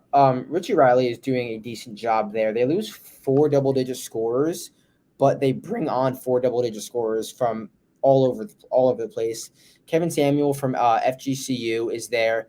Isaiah Moore from Franklin Pierce. Greg Parham from VMI. So they got guys from D2 ranks, JUCO ranks, and Division I ranks. So they should be fun. They already look okay. They were competitive against Bama. So what was a bit of a revenge game. So I think South Alabama would be just as they've been. They finished fifth last year. They went to the CBI, finished the semis, but that's whatever you want to make of that. So South Alabama should be an all right team in the Sun Belt, but I don't see them being at the top. Yeah, I mean, and coming to the preseason, I thought they were going to be pretty good, and they've struggled so far to be in this year. They made it close there at the end with UAB yesterday. I think they're like 2-6 to start, 3-6 to start the year. But Richie Riley's just such a great coach. He has all these guys coming in. You mentioned Kevin Samuel. He was great at FGCU, put up damn near a double-double. Got Greg Parham comes over from VMI. I just think a lot of the league has kind of adapted to his style, so it's going to be tough for them to roll off some of these wins. I think they're a really good team. They could make a run in March. That's all that really matters. I don't know if this league will be a multi-bid league, but they have the talent. I mean, they lost only by 10 to Alabama. They hosted Alabama. It wasn't really that close, but they lost It's by kind of a backdoor, yeah. Yeah. They went to the pit and only lost by 6 against New Mexico. They lost to Oklahoma by 4, lost to Towson by 2. So they played teams close. Yeah. Outside of FAU, but I don't know. Richie Riley's a great coach. I don't know if they're going to be up there talent-wise towards the top. They have some really good players. It's going to come down to size in March. Okay, so I already know if I said it, but I'm going to be going with JMU to win this. I'm going to be faded Louisiana Monroe. They lose a lot of production from last year, and they had a good roster last year, and they couldn't really make too much out of it. So they bring on some new guys, not really much proven from what they bring on. So who are you going to be fading? I'll probably be fading Arkansas State. They lost Norchad. They lost Izzy Stills. Yeah. They lost another kid. I can't think of who it is. So there's going to be lines that are going to respect them because they played really well last year. Yeah. Norchad was a big piece of that team. They've started 5-3 this year. Mike Bellato is a really good coach. I think that the lines are going to be close. I'd probably fade the Red Wolves. Okay. Final conference of the show, going on 6 hours now. This is going to be the WAC. And we will start with – who are we going to start with? We'll start with, Seattle, even though I'm going out of order. Because there's 2 words – actually, no, there's not 2 words. There's 2 words to talk about Seattle. 4 words. Cam Tyson and Riley Grisby. Grisby. They lose Trammell, which is pretty big. He was their everything. Now he's at SD State. But Cam Tyson has looked really good to start the season. An absolute fireballer, can just make threes from all over, from Houston to Seattle. So I think he went to Houston. I could be wrong. And there's no replacing Trammell. So expect them to be a good team, but they don't have that guy who could just get a bucket anytime they want. Yeah, I mean, Cam Tyson's been great. What Chris Victor's done over there, nothing was really expecting them heading into the season. Well, I guess there was some stuff expected out of them to be pretty good, but their coach got kicked out because he said some racist stuff. Really? And Chris Victor came in, and they ended up winning the league, which is super impressive. So he's been a great coach, but Cam Tyson's going to be great in that backcourt. Riley Grigsby's a little bit taller, good guard there too. I think Seattle should be right back up there towards the top. It's a really interesting place. They play some of their games at the new Climate Pledge Arena. They also play a lot at their little 900-seat arena. So, I mean, it's really interesting that dynamic that's going on over there. I think it's been really impressive what Chris Victor's done. They'll beat a lot of the teams towards the bottom. They struggled against teams at the top last season. I could see that continuing. Okay, confirmed Houston transfer is Cam Tyson. Confirmed. Just wanted to make that noted. New Mexico State. They new look New Mexico State because obviously they lose their coach to Mississippi State. Yep. And they lose Teddy Allen, I'm saying. So it's going to be a new look New Mexico State, but they have a lot of talent. Xavier Pinson from LSU, DeJuan Gordon from Missouri, Kim Aiken, Arizona. They just brought on a few guys from his school at the D2 level, Northwest Florida State. I think it was Northwest Florida State, and then St. Thomas Aquinas were the 2 Florida schools that went did the D1 ranks. Brought a few guys with them and Fairleigh Dickinson. So New Mexico State should be good this year. I know they had that crazy thing early in the season with New Mexico, kind of put a little blip in the season, but they started off lost to, was that UTEP they played twice already? They lost and then blew out.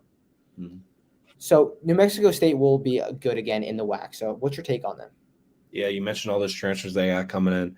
Someone that I really loves is Chandre Washington. He transferred him from that D2 school. He was player of the year in or he might have been in JUCO, but he's been player of the year multiple times in his leagues, and he can just make insane shots. He's been with Greg Heyer at his past stop, so I guess he was at the D2 levels. But 12.8 points, 7.8 rebounds per game. That's a really and 6 assists, so that's really impressive. And then you mentioned Xavier Pinson. He's been at multiple places before, averaging 15.4 points per game. I think that New Mexico State's going to be just fine. They're a program that consistently wins.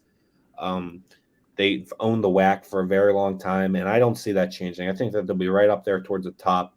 They always find a way in the WAC final. They'll probably happen once again. I really like this Aggie team. Like I was mentioning earlier, I wish they play this damn game in Pittsburgh at like 5 or 6 o'clock so I could go see them play. That is a bit rough. We will move on to Cal Baptist, a team that looks good early in the season, looks okay. They lose 2 double-digit scores. They return the Armstrong brothers. I hope they're brothers, because if they're not, yeah, they are. Yeah, they bring on Joe Quintana from Loyola Marymount, who's one of their better players. So that's a good core they have of guards. I think they're going to be pretty decent. A lot of talent. They bring on a Georgetown transfer and a New Hampshire transfer Blondo with the last name begins with a T. You can say it. What is it? Chichoke. Yeah. You could say the interesting name. So Cal Baptist, what's your take on them? Yeah, I think they have one of the deepest backcourts in the nation, which is really impressive. Taron Armstrong is a legit NBA draft prospect. He can pass the ball and like anyone. Him and his brother coming over from Australia, super impressive. Then they added in Joe Quintana over there, who's at Loyola Marymount, and there was reason last year to think that Loyola Marymount was going to be a top-tier team in the WCC just because of him. And now he's at a WAC school. It's going to be really nice. They bring in Rylan Batten from Utah. You mentioned Blonde Choknu from UNH. He's not even averaging that many points. Reed Nottage. And they got Hunter Goodrick in that front court. And then you also mentioned the Georgetown transfer and Timothy Igoefe, who started pretty much every game at Georgetown. I know it's Georgetown. They weren't good. But he's been a really big piece for them down low. He's been huge defensively. Who was I watching them play? He was like huge down the stretch. I just lost to Cal Baptist, which is not a good loss. But UC Riverside, he was huge late in that local rivalry there. I really do like this Cal Baptist team. I'm going to say they're my favorite to win the league at this point. Are they really? Okay. This is their first year they're eligible to make the NCAA tournament. So. Right. And they've always been a good team as underdogs too. They've like getting 11 and winning outright. Them, Utah Valley and Citadel the last like 2 seasons have made me like those big underdogs plays. Okay, Southern Utah we'll talk about. They lose 2 double-digit scorers. They return 2, including their leader in Travion Jones. They add Felix Lametti from Omaha. So they're a team that's always competitive, and I think they will fare well coming into the WAC. Yeah, first year in the WAC, coming over from the Big Sky. I mean, the Thunderbirds, the T-Birds, they have such a great backcourt. It's super impressive. Yeah. David Jones, like you mentioned, 20.3 points per game. They got Spurgeon. Mason Fawcett, even that front court with 10 points per game. I think that they're going to come right in there and compete. They were at the top of the Big Sky. I don't know if I already mentioned that. They were first in the league last year. And they bring all these guards in. Cam Healy also comes over Central Michigan, Albany, Felix Lametti. They got dudes. It's something also the league's not going to see with their fast guard-oriented style. It's going to be tough for them to adapt because they're a new team. So I feel like they can definitely catch a lot of teams off guard here early on in the season. Okay, quickly, Utah Tech. They were a team who loses their leading scorer.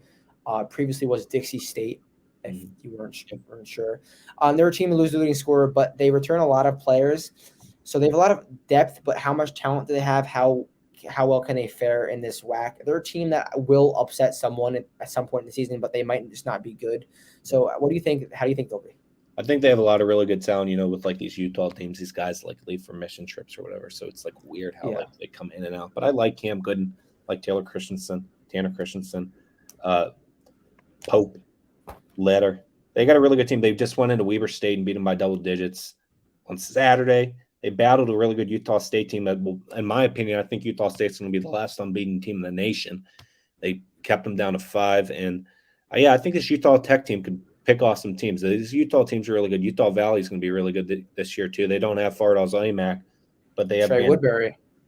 They did a Trey Woodbury returns, and they have this Bandogo kid down low who's kind of adapting. Can't think of what their coach's name is, but he was a NBA All-Star big man, and now he's over there, and it's like all these NBA All-Stars. They come in and they just mold these guys at their position. They do really well. So there's another one of those guys. Aziz Bandogo is the guy. Yeah, this is a conference that we can go on and talk about a lot of these teams. We'll finish it up with Grand Canyon. They lose one double-digit scorer, but they add some guys. They add Rayshawn Harrison from Presbyterian, Javon Blackshear, who's been hurt recently. I'm not sure if he played.